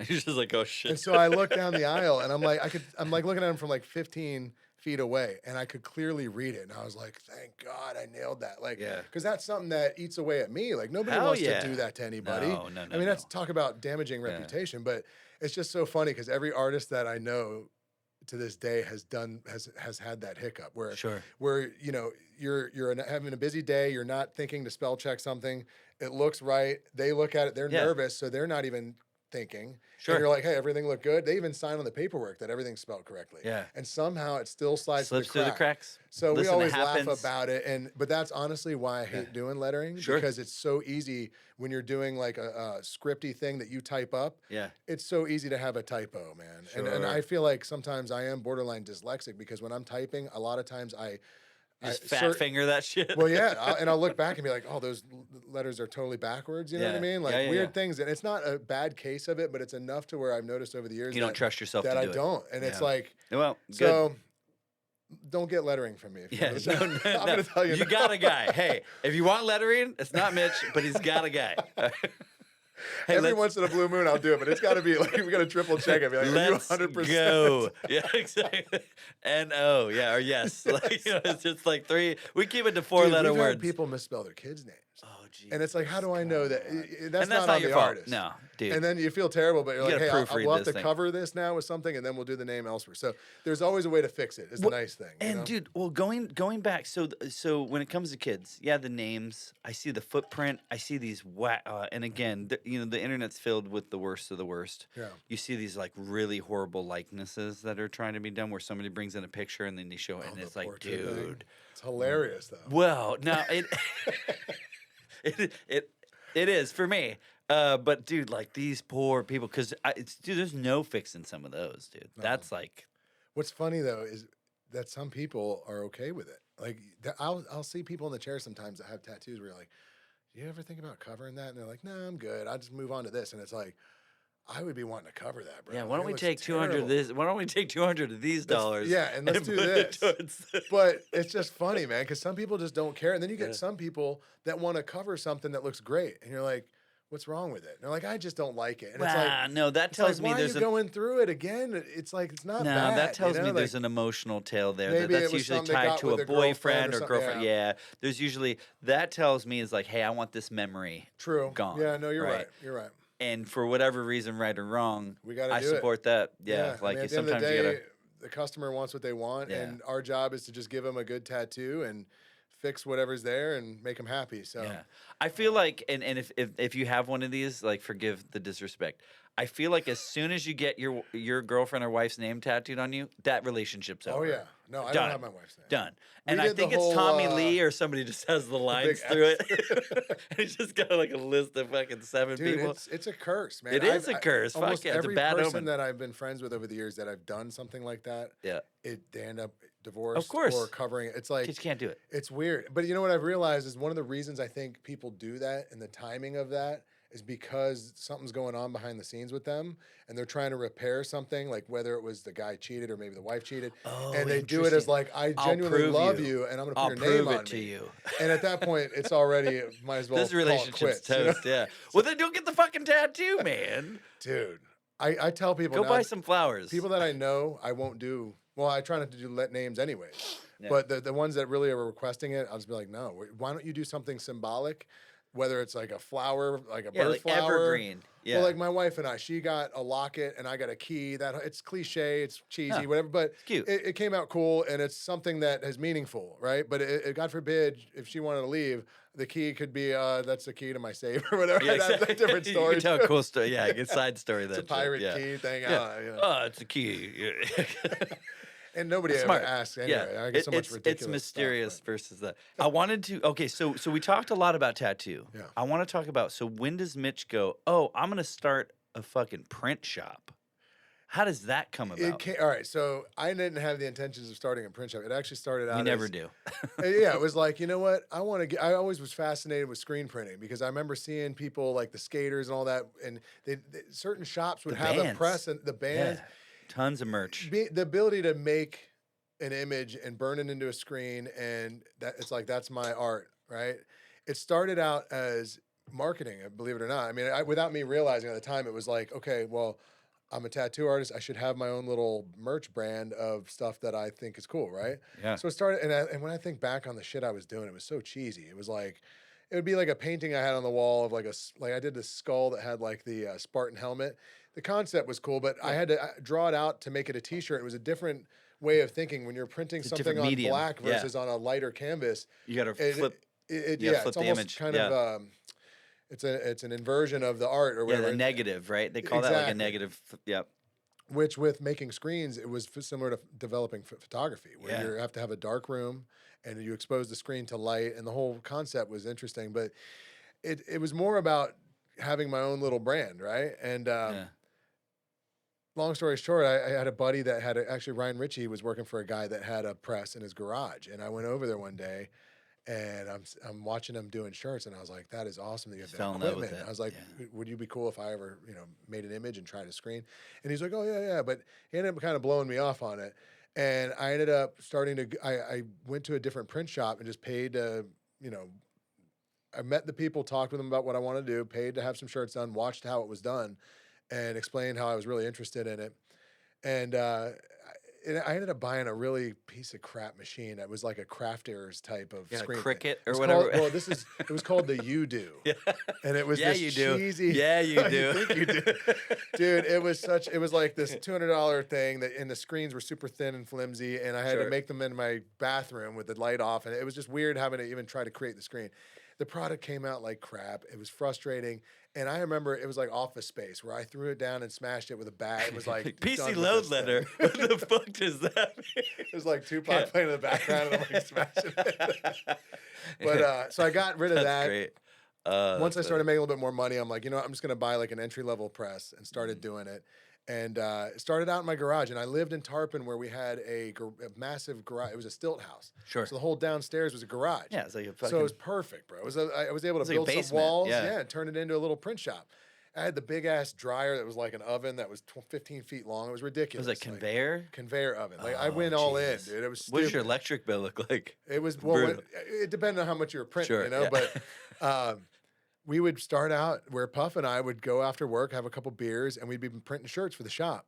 Sure. So it started out as just promoting the business, right? Because I Right. figured, well, this is cheaper than me paying these guys. I can make them on my own, and I can do all my own images. Right. So it gave me the ability to create whatever I wanted. Yeah. And so then I would give shirts to my people at the tattoo shop, and then Sure. he'd be like, "Well, hey, I have a landscape company. You can do my shirts." Yeah. And I'm like, "Well, yeah, I'll do Yeah, it for you." you Hell bet. yeah. Well, it was so funny at that time is I only had the ability to do like 1 or 2 colors. So they'd have like a 4-color logo, and I'd be like, "You cool with just doing it like white on Hey black?" man, you know what'd be sick as an artist. You know, I don't want to critique your Just to shit, dumb but it down to yeah, one exactly. color. You know, it'd be dope if this was one color. You gotta sell that shit. That's funny, Dude, and so we limited the whole couple of years of starting that business was like Faking dumbing that shit. down Yeah, art dude. and being It's like, like- "Hey, this is all I can do for you, bro." I don't And like they were it. getting a deal Too because many letters. I didn't even know what to charge, bro. So I mean, I was making a little bit, but Yeah. it was mostly just me helping them. Yeah, with learning the trade, learning the craft. learn the trade. Yeah. So Get it got to eating a some point shit. where I was doing it like almost every night, and my wife's like, "Look, you can't come home from a day's work and be hanging out in the garage all night." Like, I was And this is I was getting too deep into it to where it was becoming my thing. Where I'm like, "Oh, this is so Yeah. fun," and I And was had forgetting you- about my wife at the sure. time. Did you have any kids at this point? No, this Oh, is that changes pre-kid. everything. Yeah, pre-kid, for sure. and we would go out a lot at night and all that. But I was going all in. It became my new obsession as a Sure. hobby, and Yeah. that led to she was like, "You need to start a business if you're going to do this." And so yeah, I ended up going back to the old landlord because that spot was available at our old tattoo space, and he was able to get me locked in at a decent price to start that business. And then Puff got into it where he was enjoying printing. I showed him everything, and he's like, "Well, I'll run the print shop." And then I had no manager at that time, You're but like, you can't, Puff. You're my piercer. he You're was my one juggling, piercer. dude. Oh, He would but literally go from Jesus. shop to shop. Because he was your one guy. And so I would literally do my tattoos, go over there and work with him. If he got a phone call that there's a piercing, he'd go over there. And Yeah. we just juggled, man. And it was just back then we weren't so slammed to where it was manageable. You know Seemed what I mean? It was feasible. very Yeah. it was very organic. It was like, hey, we got a job this week for this guy. When we don't have a job, we'll be over there. And we were able to somehow make it work. And Sure. then it just started to slowly and steadily grow to where it almost grows beyond you, where it's like, Right. dude, I need more people. And Right. that's the interesting thing about small business is that it's like, at what point do you decide to invest more and bring on an employee, because that's a risk. It's like, can I afford to pay this guy weekly if he's going to be, you start him out part-time, but they're still Sure. expecting 20 hours a week or whatever. Sure. And you have to provide that work. So Yeah. now more pressure's on you to sell it. And that's one of the things I never wanted to get into was the sales part of it, bro. Like I wanted tattoos sell themselves, where it's like, as long as you're there, Yeah. they'll come to you. Yeah. Whereas printing, I needed to figure out how to People get the need to know word you out. exist, what your capabilities are, the materials, et cetera, et cetera, et cetera. And to be honest, when we started out, I look back on it, I'm like, wow, like we were talking, like you said, fake it till you make it. I mean, it was ridiculous. Like, look, Yeah. if I saw somebody doing that now, I'd be like, dude, what are you doing? But Well, it's the same with the tattoos. You're like, you paid for that tattoo? How much you pay for this shit? Yeah. Why is it only one color? that's right. But Yeah. I mean, you You live gotta and do what learn. you And gotta I do. was No. grateful. I'm very You gotta do what grateful you to gotta do. have clients that were so cool Yeah. that I'm sure they knew that this guy doesn't know what he's doing. But the fact that they believed in me and they were willing to let me give it a Grace. shot, it's like, that's cool. Going back to that grace, man. And Yeah. and I still have some of those clients that'll come in that were like my first customers. Yeah. My buddy from King's Landscaping and Florescape Landscaping. I mean, these guys, they still come in and it's like, dude, you guys have watched us go from like garage crap to like building a legitimate thing here. So I don't know, it's kind of cool when Yeah. it puts it in perspective. We're like, man, some of these people have been so loyal that they have watched me stumble and Yeah. get through this, and they're still coming in because Well, I mean, I look at it, dude. So like, you go legendary tattoos, and then legendary custom merch, and like, I'm gonna show off some of your stuff. So Mitch was a sweetheart. He brought me some. He brought me some of the goodies for some stuff we're doing over here. But dude, like Tervises, fucking sick ass hat, couple of shirts, dude. These things I'm super pumped on. So The coasters? yeah, Cool. these are dope. So they're made out of like slate. It's like what is So it? we just got into laser engraving, dope. which is our new endeavor. Yeah, look at where, that. Ooh. we're going to start really making a lot of cool custom I'm gifts. pumped on these. And, it's just another medium that we can put art on. And the machine that I have on order is a newer technology that can do. I'll be able to do portraits on glass. Like if somebody, like unfortunately lost I have had a dog that passed 15. He was 15 years old. He lived a great life. Great life. But one of the things I want to create is a nice memorial piece for him. And that's something that is meaningful, just like a tattoo, that we could potentially help people get through that and give them something that they'd want to hold on to versus, t-shirts are awesome. And I like doing embroidery and that is a great part of promoting brands. But I'm now wanting to get into more Like specialty items. yes, stuff that you Yeah. want to keep in your house, whether it's Yeah. a nice like cigar box or a whiskey decanter set that you'd put your favorite booze in, or a memorial thing, or even just a plaque for the best employee that somebody wants to reward their guys with. Just customized gifts that I don't know. Just it's Dude, one of those I- things. It's like I got get bored this- too easily to where I want to keep doing art on different things. Right? Yeah. Have you seen these? So I got my wife one of these for Mother's Day, not of a dog. But have you seen these? yeah. So essentially, like, Awesome. yeah, they're and so I got one with the kids, right? That's cool. And It's like for three-dimensional. like Mother's Day. And dude, it's really cool. It's really unique. It's really cool looking. I assume it's printed in layers, which gives it that 3D effect. It's like the way Disney used to do animation was like they had it on glass. Almost like it's projected. Yeah, well, yeah, but it was on glass. So each frame had so imagine like 13 panes of glass, and each piece of glass had like a few trees, this one, this, and it was a way for them to create this depth, and then they could control the movement of these depths. So they do these panning shots where you think, and it's just these panels moving like this. fucking dope. Trippy Old looking. school shit. Walt Disney was doing that, like being like Bambi. That's how they Yeah. did like the intros to Jungle Book and Bambi. Really? Dude, I'll send you this video. It's fucking nuts. But anyways, like 3D glasses, super dope. Definitely wanting to get But into no, cool but these stuff are like super that. sick. So my other buddy, he's a woodworker. He's a woodsmith. I don't know. Anyway, he brought me these. This one had yours has a bottle popper on it. I That's broke this one. cool. He's pretty mad at me. Okay, I that's snapped this thing. dope. But So he's got like a lathe that cuts into that. And yeah, and he does well, and even these pieces of wood, they're like different pieces of wood that he like does. And so I was bummed because every time I see him, I'm like, you only got me 2 coasters. I have 4 seats, and so the fact that you brought me 2 more coasters, man, dude, I I'll was get you so a bricked 4-pack up. on the next one. I was so bricked up when you showed up. I was like, dude, yes. Like, dude, I was pumped because Well, every these are cool. We could even laser onto this kind of stuff. well, and so like I'm all about one of the bigger parts of the show isn't just like shooting the shit and connecting and talking about your business and business stuff. It's like the connection of the community. This community is so small, and it's so great, and there's a lot of good people doing a lot of good shit. Like, in case in point is that I was using Amazon to get shit like this. I don't have the cup because I brought it home. Right. But I printed off like 5 or 6 of these same things, shorties, like the tall, Okay. like a short, but the same exact thing. And the fact that you can do this locally, fuck Amazon. Yeah. And Well, so, yeah, we're trying to become more. Yeah, we're definitely the mom and pop no, well, custom shop. I'll for tell you this stuff, right now. know? You're my guy. Well, You're thank my you. guy. That's And when awesome. people ask me if I got a guy, you had a guy. Well, thank And I you. think that's like one of the core principles of this show is like, I didn't know, man. I haven't seen you in 25 years. I knew you owned I knew you I knew you owned a tattoo shop, right? Right. But like, and I'd seen some merch. I knew I didn't know anything. I was aware that like We were there was doing some merch, stuff. but I didn't understand the volume and the scale. I'm fucking pumped. Well, Congratulations, thank man. you, No, man. dude, Hey, good for you. thank you. And I'm happy for you. This is amazing. Oh yeah, bro. I man, mean, thank you. this is Yeah, man, dope. it's a giant. So I think in all business, especially locally, it's a giant leap of faith. It's a lot of failure. It's a lot of like learn what not to do by jacking something up. This thing for me, man, like it was a fever dream, dude. It was like I woke up, I was like, I think I gotta build a studio. Actually, I did have some clients that said that they were like, hey, do you know anything about podcasting? I was like, yeah, I know a couple of things.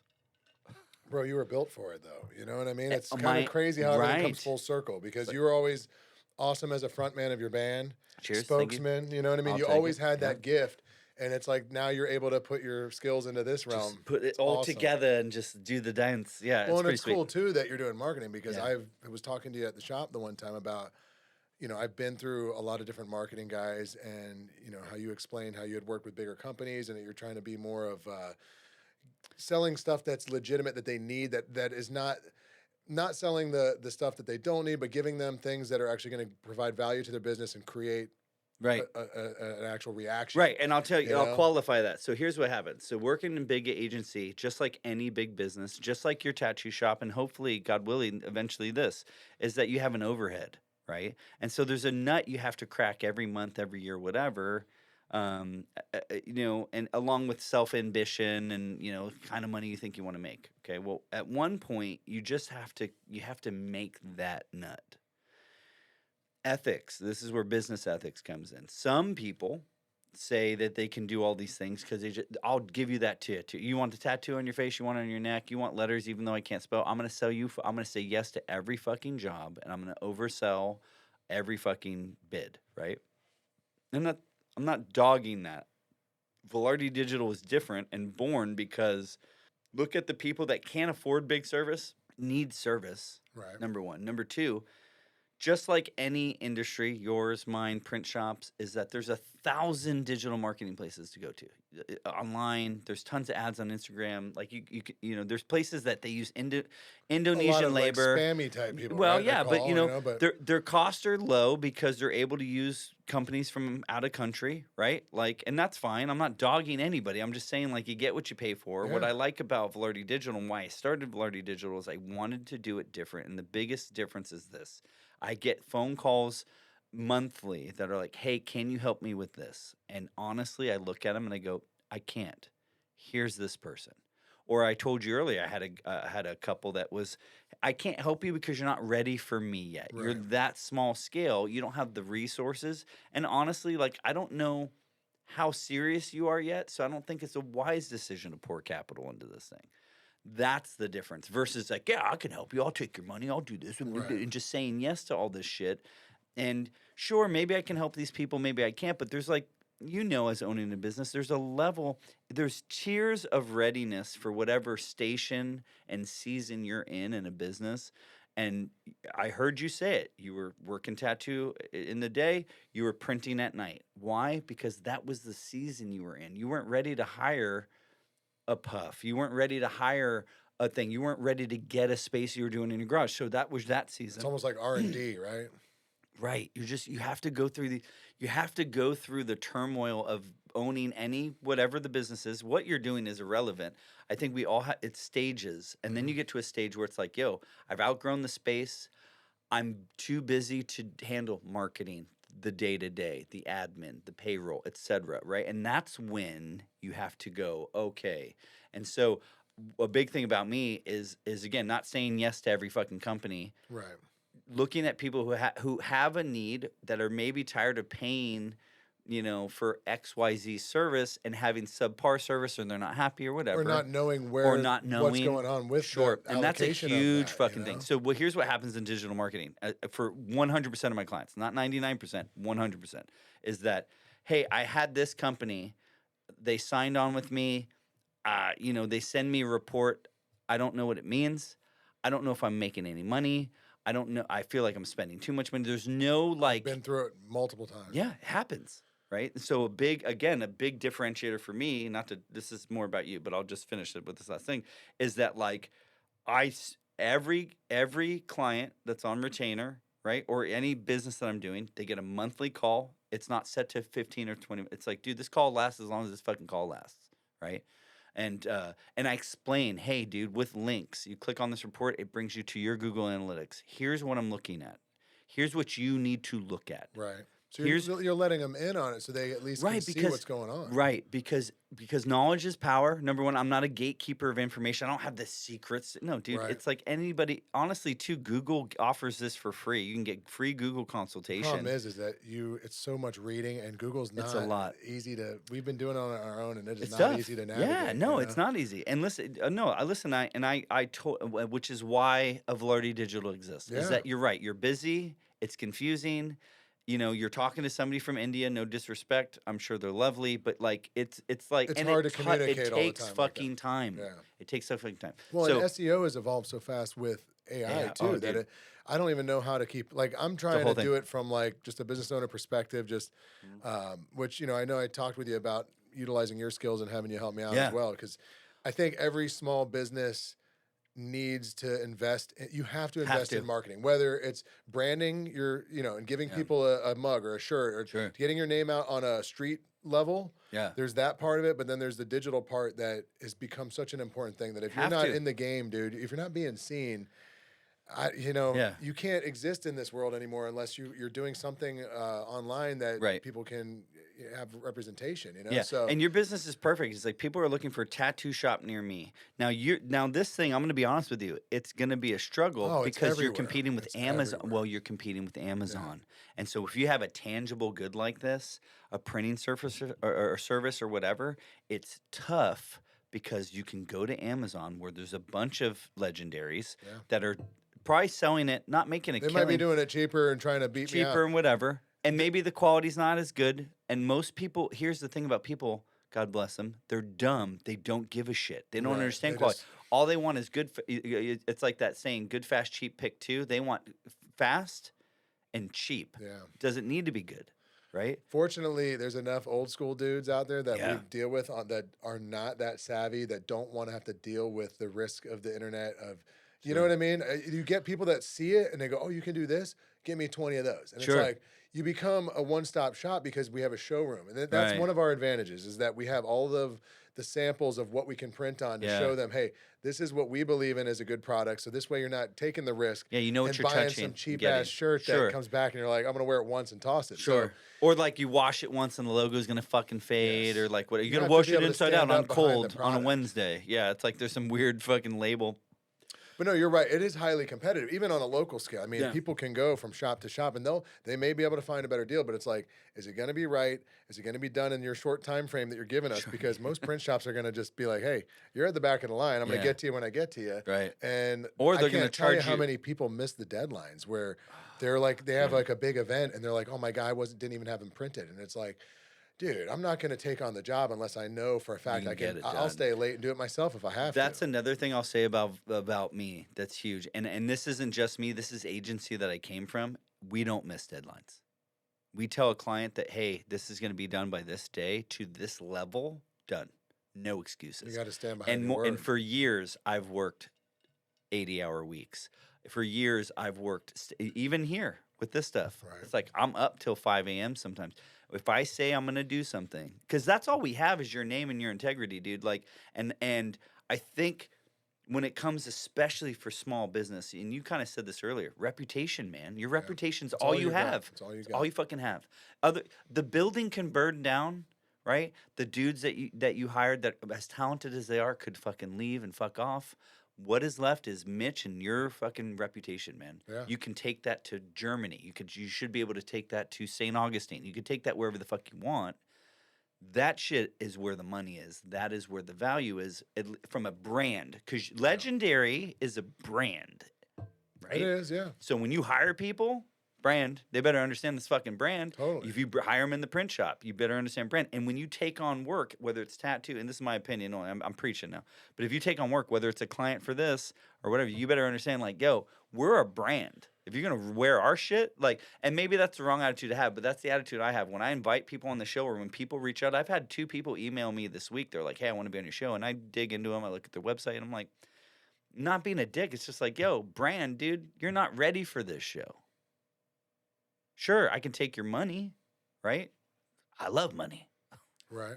but you're not But ready yeah, for the show. you can kind of analyze and see where they're at Yeah, to know if this they show's wanna- not right for you, and here's why the show's not right for you: is you don't represent what I'm about, and what I'm about is like, are you helping the community, right? Are you organic grassroots organization?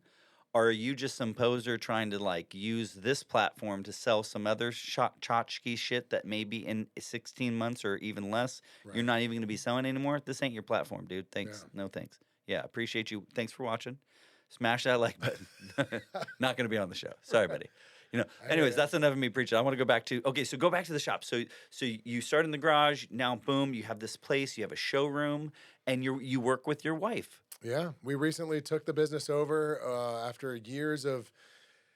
To be honest, you know, I've been so busy tattooing over the years that the business, I always kind of would train people and just expect them to run it the way I wanted to run. And Yeah.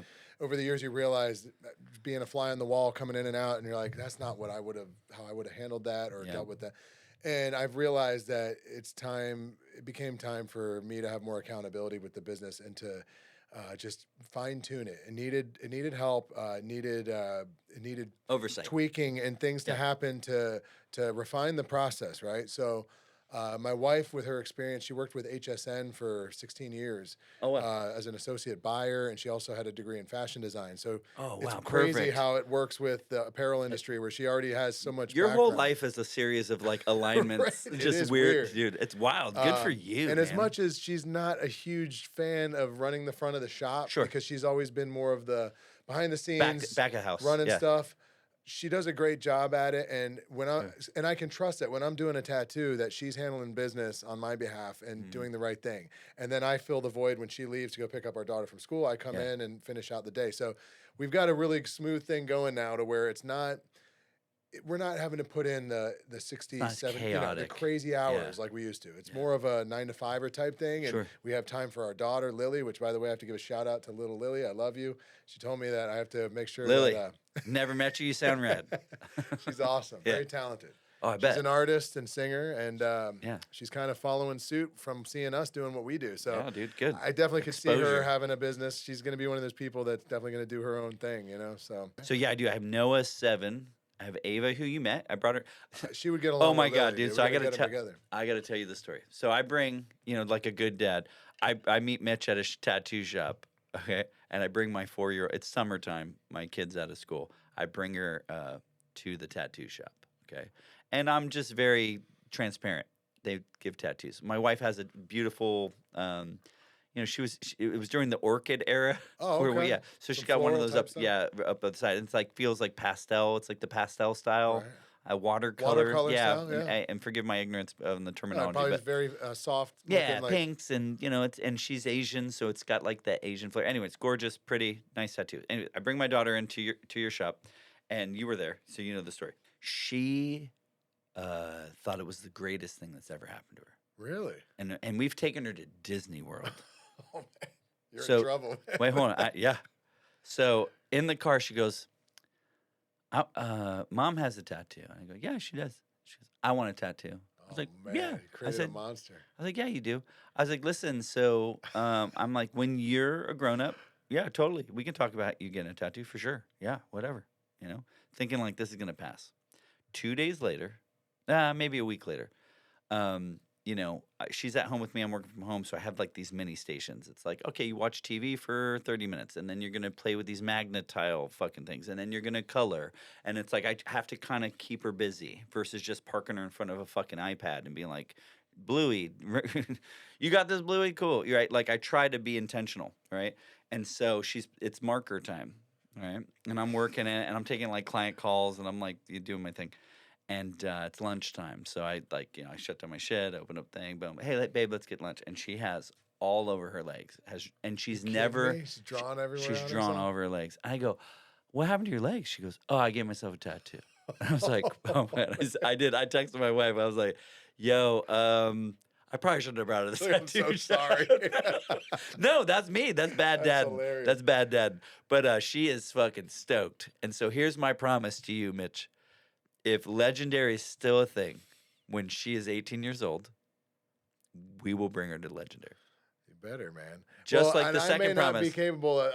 I'll be honest. I'd probably have one of my awesome younger artists Sure. tattoo. Because No, I'm not going to ask you to do it with your shaky Michael J. Fox fucking hand. Get the fuck. That's my daughter we're talking about. No, I'm just saying I will bring her to your establishment. Yes, I'll okay? just I'll guide her through the process and make And you sure it better goes let me good. know if you start getting fucking old Captain Shaky Hands. Dude, I you think ain't I still give me got that tramp another- stamp. Yeah. See, I'm in my 40s. I think I'd be tattooing into my late 50s. Yeah. you So know? what's the biggest carpal tunnel? I imagine, or like You know, what's I'll the be ailment? honest. I was dealing with hand issues before. All right, so the machinery changed over the past decade, where we started out with coil machines, right, which were the loud buzzing machines, right? Yeah. A lot of metal. I like the bigger grips because they're more ergonomic. It's less crimping on your hands, right? Sure. But it's a lot of weight, and so I'd be tattooing for hours holding this friggin' massive machine, and I was getting shooting pains in my wrist, and I knew that it was just from Sure. overworking, right? Sure it was. Well, so the rotary machines came out. They had always been around, but with technology evolving, I remember sitting with the guy who taught me how to tattoo and saying, when do you think they're going to have battery-powered machines? yeah. Because everything was corded to a power supply, right? Sure. Yeah. So Had you're to be. battling a cord all the time. And me being left-handed was Yeah, always it's like weird Well, dealing because with... you don't want that. You've ever shaved your pubes or your face and that thing goes, "Bam," and it's like, ah, fuck, it just rips the fucking hair out. Yeah, you want that thing juiced. Yes. Well, You don't want to be mid-tattooed to there. so the coil machines were great, but they do go out of tune a lot like that, where you're Sure. constantly messing with them. And they came out with these wireless rotary machines, right? And so the beauty is that you don't have the cord. You wrap them up. They're very easy to keep clean. There's a plug-and-play type needles now where they're all plastic with the needles are obviously metal, but they're inside of a plastic housing. You plug it in, you turn it, and you can literally change the depth of your needle with it. And it made it so much more user-friendly, right? Versatile, too. Dude, I mean, I can sit there and tattoo like upside down now and like all kinds of weird things that you couldn't really do with a coil. And so now that's our industry standard pretty much. Everybody kind of adapted to these newer machines. Yeah. And that pretty much saved my hands, man, because Yeah. they're lighter and I put like a foam grip on it. It took a while to get used to going from a heavy thing to a Sure. light thing. Oh yeah. But once you get it, it's like, dude, I can tattoo for hours and I don't experience the pain that I used Fatigue to. or anything. Yeah. Your back feels it more than anything because Oh yeah, because you're lower like, back issues, and yeah, that's something that a lot of tattooers, I try to train my new guys. Like, look, save your back, man. Work smart, not hard. Try to bring yourself closer to the person. Good posture is actually gonna save your career. Like they don't. I'll see these guys leaned over to where it's like, dude, you're gonna kill your back. yeah, Man. Like you're gonna hate yourself in and 5 years, they bro. think they're comfortable now, but it's like, yeah, dude. After repetition of this thing, it's This gonna is destroy 40. you. Yeah, or wait till you turn 40. Yeah, exactly. Yeah. So, a big part of I think the longevity of tattooing is trying to keep yourself in decent shape and just being aware of Your just body. having better posture while Yeah. you're working, and always take some breaks, stand up, because we're crimped, sitting down for hours. So Oh, it's like yeah. if you don't get up and move every once in a while, it's not good, So I like working the other shop and splitting it up to where I have a day of sitting and tattooing, and then I have a day of standing all day Yeah. and working the front. So Yeah, it breaks it evens up. Gives your body. But it took me I like a to while keep to my get body used to guessing. standing all day too, though, Yeah. man. Oh, That'll for sure. take it out. Oh, of yeah. you. And it's like, damn. Oh, I'm yeah. standing on That's wood one thing, floors like dude. that. So when I worked in production, you're out shooting commercials, you're on their feet, you're in the field, you're shooting 10-hour shoots, 12-hour shoots. If you're, if it's a shitty day, those can go into 18 hours, but you're on your feet. And bro, I was like, and as soon as I got into digital desk job, just like, what's up, guys? Dude, I chunked up. Yeah, and so I started rucking the Dunedin Causeway. I've stopped rucking because it's too fucking hot. But dude, I've heard that's amazing for you. Well, dude, like what happened? Well, so two things I did is like I changed the type of beer I was drinking and the frequency in which I drink it. That was a big one. Yeah. I was always eating pretty good. Like we don't eat fast food and shit. My wife's like super into like organics and stuff, so we eat pretty good. My kids definitely eat good, and I pretty much eat whatever my wife's making. Right. So eating good for sure. You got to put good stuff. For me, it was drinking, and what I was drinking for particularly not drinking enough water. And then number 3 was like, yeah, dude, I had a fucking desk job. I wasn't moving. I wasn't too taking sedentary, right? So like, dude, when I started rucking, and I rucked with my brother, his wife, from the very front of the Dunedin Causeway all the way to almost to Honeymoon and back. So it's like a little over 3 miles, depending. But with the bridges, I think I don't know exactly what it is. We'll call it 3 miles round trip. But dude, like with a 30-pound fucking, it looks like a Kevlar. It's like a bulletproof vest, bro. It works. Oh, I just yeah. watched I a went, video like, on that where they showed I'm starting to go, statistics on that. Like, and it's like full body. Now, to your point though, your back and posture and stretching, like at our age, dude, like all this shit matters, man. Like you gotta fucking take care of you gotta take care of I'm yourself. bad about not stretching every day. Yeah. That's the problem. It's Well, like, so you who do has what the you time? can, Who has the time? I wanted to I wanted to laugh about something. I forget what I was looking at. It's not. Oh, it might be your TikTok. So do you have a dude from your That's shop? my wife doing it. I don't know, dude. I'm terrible. I don't even have my own Instagram. I Yeah, I started know, I noticed Instagram that. for the Yeah. shop. It was originally my Instagram, and then as I started posting other artist stuff, I'm like, it kind of just got taken over by the shop, and I'm kind of like the hidden guy now. Like You're 'cause just the guy. I'm trying to promote them. At this point, Yeah, it's not I'm about you. tattooing my regulars, Sure. and not to say I won't take on new clients, but I'm mostly bringing in people and sending them to my other artists that are very talented and helping them to build their brand. They, the younger generation, they're great artists, but they're not out there as much on the streets like we were. Like, I was playing music in a bar, and so I had access to all these people to be, hey, here's my card. It was just so easy to network. Whereas if you're an introverted artist, they're not, and if they're not going in the bar scene, then it's hard to really get your name out. So this is what really, the internet makes it happen. Yeah. So the future of so this is your TikTok, and I thought it was funny because and I'm not following it yet because I'm thinking like, no. You have 117 followers. You're only following one, and it's I have to log in to do it. Who was it? It's one of your dudes that skateboards. Oh, that's Tim. Because Tim started this. For me. He's so the younger guy. It's like, we need a TikTok. It's so funny though that the only person he's following is his fucking self. It's the most brilliant marketing. Because when I went there, I was like, "Oh, they're following someone. I bet you it's something badass like Prince or fucking Madonna or something or Justin Timberlake." Nope, it's this fucking skateboarding dude who's an employee. Very funny. But I was like, dude, we haven't been. But very no, active. but dude, I guess they're getting views. No, then, but right? bro, like these aren't bad. Now again, none of them are viral. But dude, like these aren't bad views. The only thing is like, that's Bobby tattooing. and this was Bob Braden, he's awesome. This is 2023. And that's the thing about TikTok is, bro, 3 a day. Is that what people are doing now? Dude, people are doing 8 a day. Wow. Right? So, like, I'm not talking shit, but from a Yeah, no, we're so, old school in a way. It's like well, we're one of not the as services, active as we should sure. be. So one of the services that we offer, you guys are in a great position because you have a lot of people that are doing cool shit that they're already filming. So you're Right. content rich. You just need a process where it's like, yo, everybody text your videos to this or Let's send your get it out videos, there. send your videos to this MacBook or whatever in your office. Set up a station or an email address or something. Send me all your videos, and you just need somebody to fucking do this. Yeah. And do this kind of shit like 9 times, right? But yeah, you can totally manipulate that. A lot of companies, especially small local businesses, are sleeping on this. They're still writing blogs, which are super helpful. Okay. So They're that's still not doing dead yet. old school SEO. It's not dead. You just have to modify. Just like tattoo styles are changing, just like the tools are changing. Bro, our tools are changing in marketing. They're constantly changing. They're changing faster. And AI has just exponentially turned this shit into like a fucking whirlwind of change. Dude, But it's wild. We live in a crazy world. with like right now. Google and Gemini, the way SGE is working, and like I said, AI search, voice search, all these things are still relevant. It's just how we do them, how they're written, how it's formatted, the effort's changing. And so that's something that, again, I'm helping, and I love helping small to medium businesses because, dude, there are corporations that are just kind of now figuring this out. And ChatGPT and AI has been a thing for, like, we're going on, what, year 5 now? Yeah. Dude, it's only going to get worse. And so what happens is if you go, hey, if you type into Google, what's happening is Gemini or their AI, I think it's Gemini, right? Pops up, and it's just dragging information, and it'll give you an AI summary, right? And then to the right of that, it'll give you resources. In this case, it would be these 3 shops, or it could be your shop.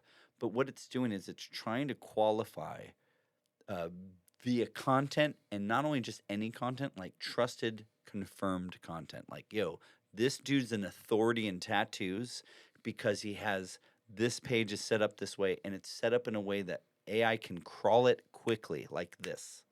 So you can't just be like, you ever look for a recipe? Like, yeah, what's the recipe for short ribs? And it'd be like, when I was a kid, my grandma used to bake. And it's just fucking miles and paragraphs of fucking who gives a shit, lady? What is the recipe? AI just wants the recipe. They don't want the whole. Well, the whole house filter all used to. that out. The whole house used to smell like cinnamon, and my grandma used to make it. We used to go up to Canada every summer. Fuck you. What is the recipe? That's Right. all we want. So what's happening is more about user. User wants shit like this. I don't want to read about your nonsense. No more keyword stuffing. No more long. Yeah, because there was a lot of gimmicky Yeah, things that done. they would have you do. Because during COVID, Yeah. I was somewhat hands were tied, right? I couldn't tattoo, and I was like, well, I got to figure out SEO because I was dealing with SEO guys, and it was like this mysterious thing where I'm like, I got to start learning. Yeah, it's about like the this shit. clitoris. It's like, is it even a fucking thing? This illustrious, it's like the Rubik's Cube. Like, does it even fucking work? Anyway, sorry.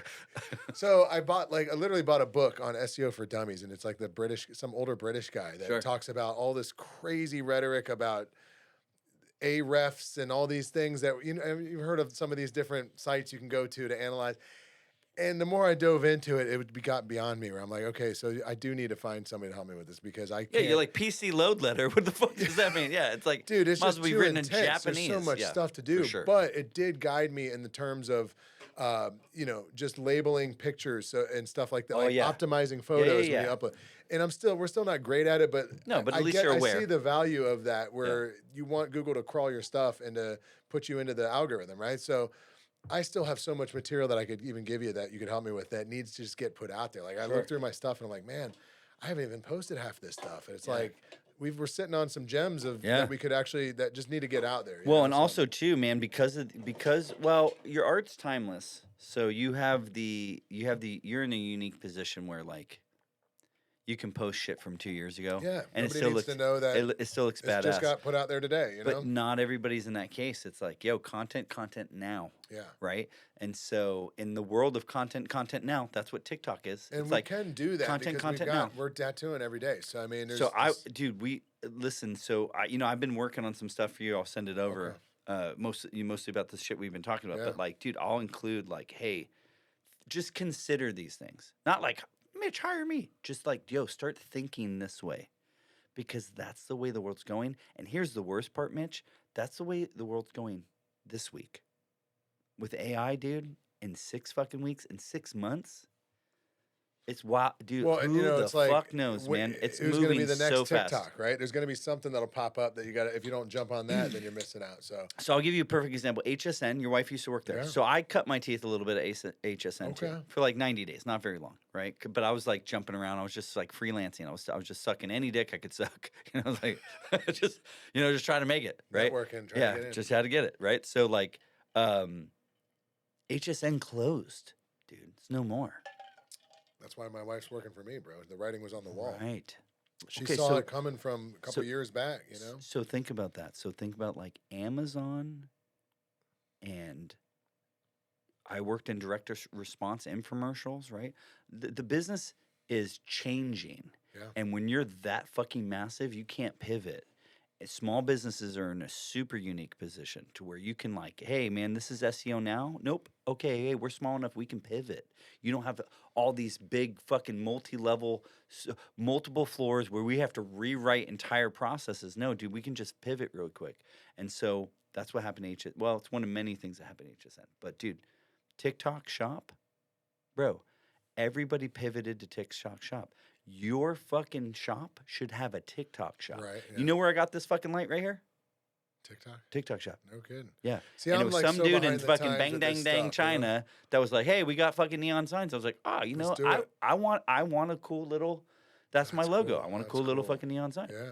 And it wasn't cheap, but it was fast. It was Right. like, boom, upload your logo, approve the proof, boom, boom, boom, 2 weeks-ish, give or take. I got it. I plugged it in, worked like this. I love it. So that's the HSN. Well, and I'm realizing HSN's that's, online. that's where our brand is it's almost like adapt or die. It's like either jump Yeah. into the game of e-com and we've dabbled in it, and it's Yeah. been a struggle because It's hard. Unless Highly competitive. highly competitive, and the tech side of it, of knowing how to upload each product correctly in the descriptions and all. And now, thankfully, you can get help with ChatGPT and all that. and Shopify's a thing. Yeah, listen, there's But like we yeah. have an online brand, Legendary LTD, that we started a few years back, and it's just, I'll be honest, I haven't been able to give it the love that it needs to really. It's got the potential, but like everybody that comes to my shop that wants to start their brand, it's not an easy thing to do. You have to Yeah. be all in on it. If you want to be successful, it's like you kind of have to make it your day job. Like, and with me tattooing and or you running got to the hire a print shop, company that's really good at it. which maybe you can help me. Yeah, I'm happy to. Optimize that, because Yeah. I do still want to pursue it. That's what got me into the printing, was Sure. putting our artwork on these things, and I still love the vibe of owning a custom brand. But I'm also I'm kind of pivoting more into, we can do our custom stuff, but we can also do it for you. All right. And you know what I mean? So Yeah, no. we're thinking about maybe evolving that into the whole custom merch thing, where it's Think like, bigger than that, though, dude. Check this out. So you have all these nasty custom artists in your shop. Okay, so you set up a legendary Shopify where these cats, at a percentage and a majority percentage, right? Because it's their art, Yeah. right? But essentially, you act as a record label of Yeah. sorts for art. And dude, you have the printing presses, and you just print to order, man. well, Fulfillment. and, what's crazy you say that is that we do Dude. that. What's cool about the LTD site Cha-ching. is, without even putting any money into it, dude, Cha-ching. people are buying. And I'll Yeah. get sales where I'm like, how did this person from Wisconsin just buy how did they stumble on my shirt? Right. I'm not even running ads for it. Sure. But because Organic. we had thrown it on Pinterest, or we threw it it got into the ether, and they were looking for that design, and they liked it, and they went and bought it. No, but So here's the it makes craziest- you realize where it's Dude. like, dude, the potential is there. It's just, It I is, need to give but it Mitch, more it's energy. it's more than just there. How many times have you been online and you weren't even looking to buy a fucking thing, and you see something that's cool on Instagram, I Facebook, get it. and you're just like, oh, cool, yeah, what, $15? Yeah, I got $15. I'll buy that shit. And then it's so easy on Instagram because it autofills all your information. Yeah. Your credit card, if you've bought something for it, it's already attached. Click on the side thing, Dude, Apple 3 Pay, fucking clicks. and you're good to go. 7 days later, 7 to 10 business days later, Yeah. in your And mailbox. that's the key, is Shirt, making it that stickers. easy. Yeah. You got to make Brother, it man. easy for people, right? Dude, not only is that the past, like it's not even the future, bro. That's the past. Jay, same guy. Dude, my brother specializes in Shopify storefronts for like YouTubers and big ass dudes, That's what right? you were saying. That's Not awesome. just dudes, women too, But right? for But any like type of brand, big, big stuff? so big number brands. Okay. Yeah, I don't want to drop any. I don't want to name drop. But do you know who Leonardo DiCaprio is? No kidding. He's doing stuff. No, he's not. Oh. But that's a big ass name, though, isn't it? I was like, No, what he's is not he doing Leonardo I DiCaprio. didn't think he was doing I was trying to think of the most outlandish name. I was about to that wasn't in music, you know. Because anyway, my point is like So his shit is like Shopify storefronts for like major YouTubers, right? And like these big fucking brands. They're brands, bro. Legendary is a brand. Start thinking like dude, that. I'm trying. I need Brother help. man. I need your help. Hey, listen, Because we're I'm on here the for right it. path, you know. I'm it's here just, for it. The way I look at it at this point is we've set the foundation, right? Like we've done the groundwork on the local thing, and now we're at a point where it's like, let's take it to the world now, or take it at least through the US. You know, Sure. like that's the beauty of the Shopify thing, is that you go from only dealing with people in a region of Pinellas County and Pasco County Worldwide. to now hitting everybody, where you're getting sales from people where you're like, how the hell did they find us? Well, You and know, dude, so if they're willing it's to pay cool. for shipping worldwide, Exactly, because You're people right. like American shit. Don't let You're right. don't let the fucking rhetoric out there think you that America is the worst place ever. People are fucking trying to break into this country because it's still the most badass fucking No, country. you're right. So eat a dick, whoever thinks the opposite. I'm gonna rapid fire you some questions. We're gonna get out of here. You ready? Yeah. You're not ready. Here we go. Okay. Worst tattoo placement you've ever been asked to give. Worst. Man, you don't want to know. I don't even think I can talk about Just say it. Just give me. Just No, worst spell tattoo it. I know you're really placements? good at spelling. Spell it. The worst one. Was it like a cooter? Was it like? I mean, Was no, it dick? no, I won't do that. But I Yeah. mean, even in that region is always like, I'm Oh, not like gonna so do you're like north of. pelvis type. It's like no. So you're above the hairline. Yeah. You don't do anything below the hairline. No, I'm not even at this that's like a point. I just thing. won't even do it. I'm like, no, I'm not doing that. Like that's why we have other people. Yeah, exactly. Oh, that's it. After Jimmy. this many years, He I, loves. I earned my stripes, bro. I mean, seriously, it's. Let's just say it's not. That's the unglamorous aspect of what we do. Is that it's stuff that you don't want to really even talk about. Okay, cool. Well, then we'll move on. Craziest client experience. No names, but craziest. Client experience.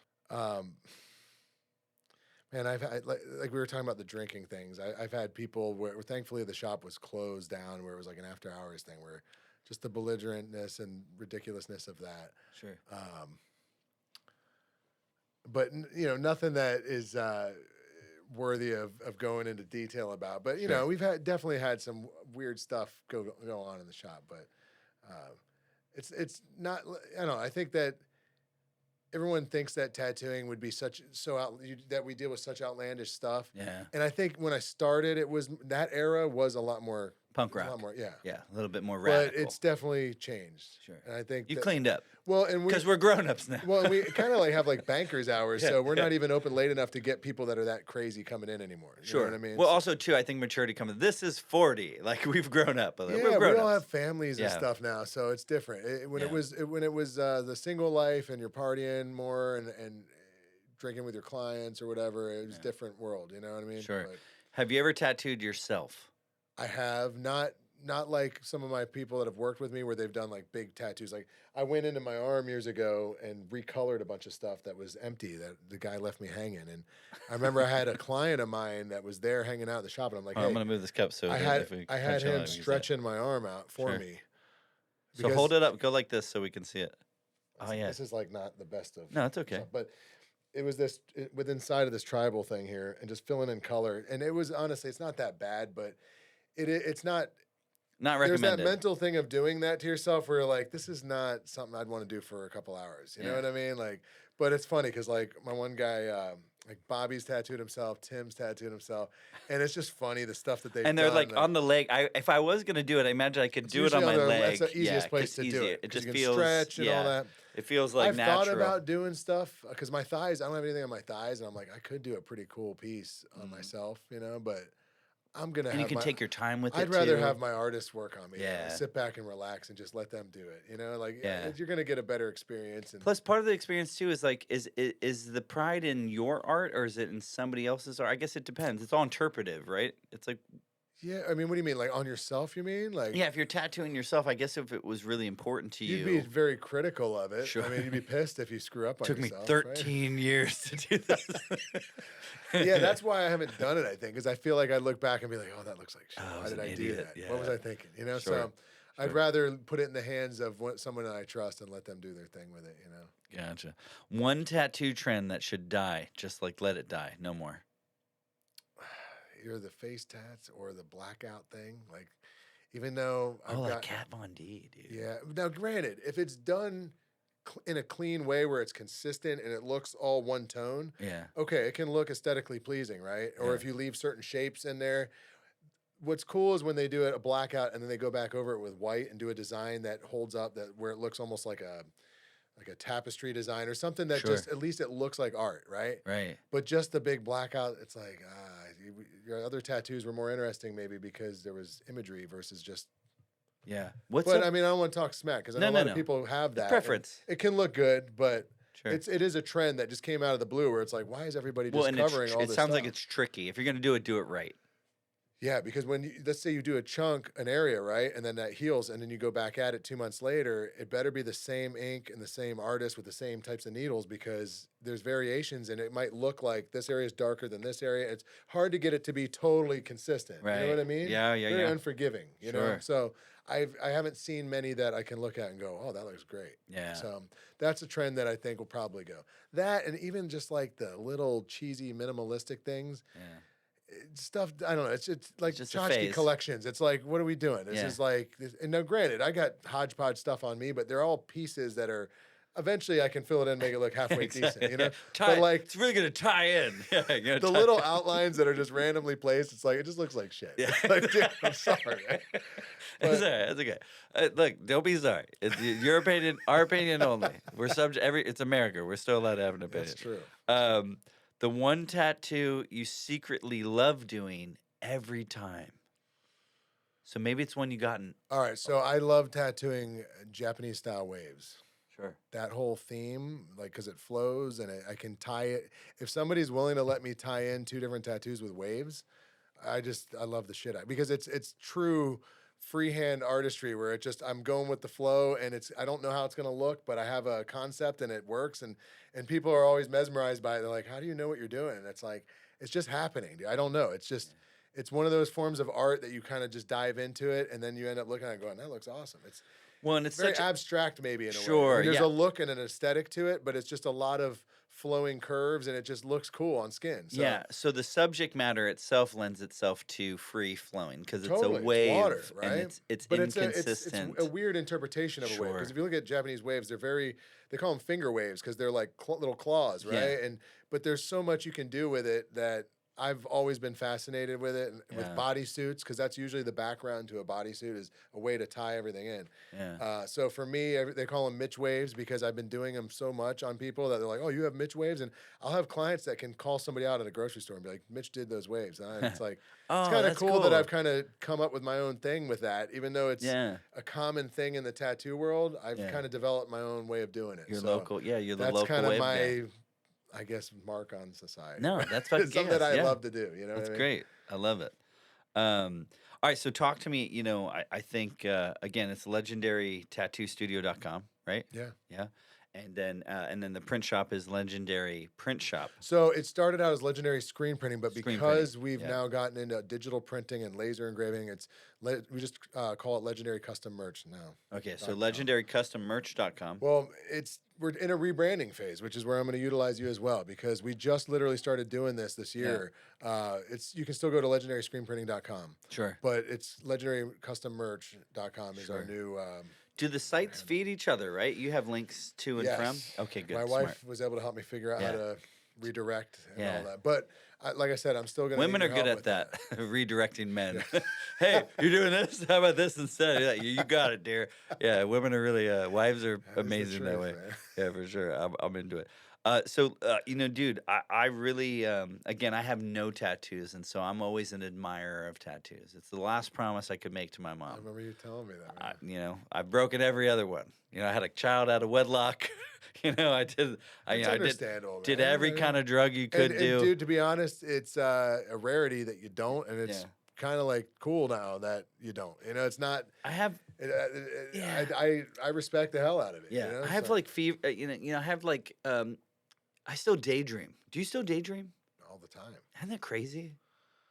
I We're still have space these- cadets, bro. We're yeah, artists, sometimes you I'm know? just like, yeah, right. It's an artist thing. It's like, we're just always pondering and pontificating. But like, I do have daydreams where it's like, oh yeah, like I have a I have a sleeve or something really dope, and it cuts off here because I'm business, so I want to be able to do this and hide it from my mom Roll up or the sleeve a whatever, little bit. because I'm still a pussy, but I look tough, like.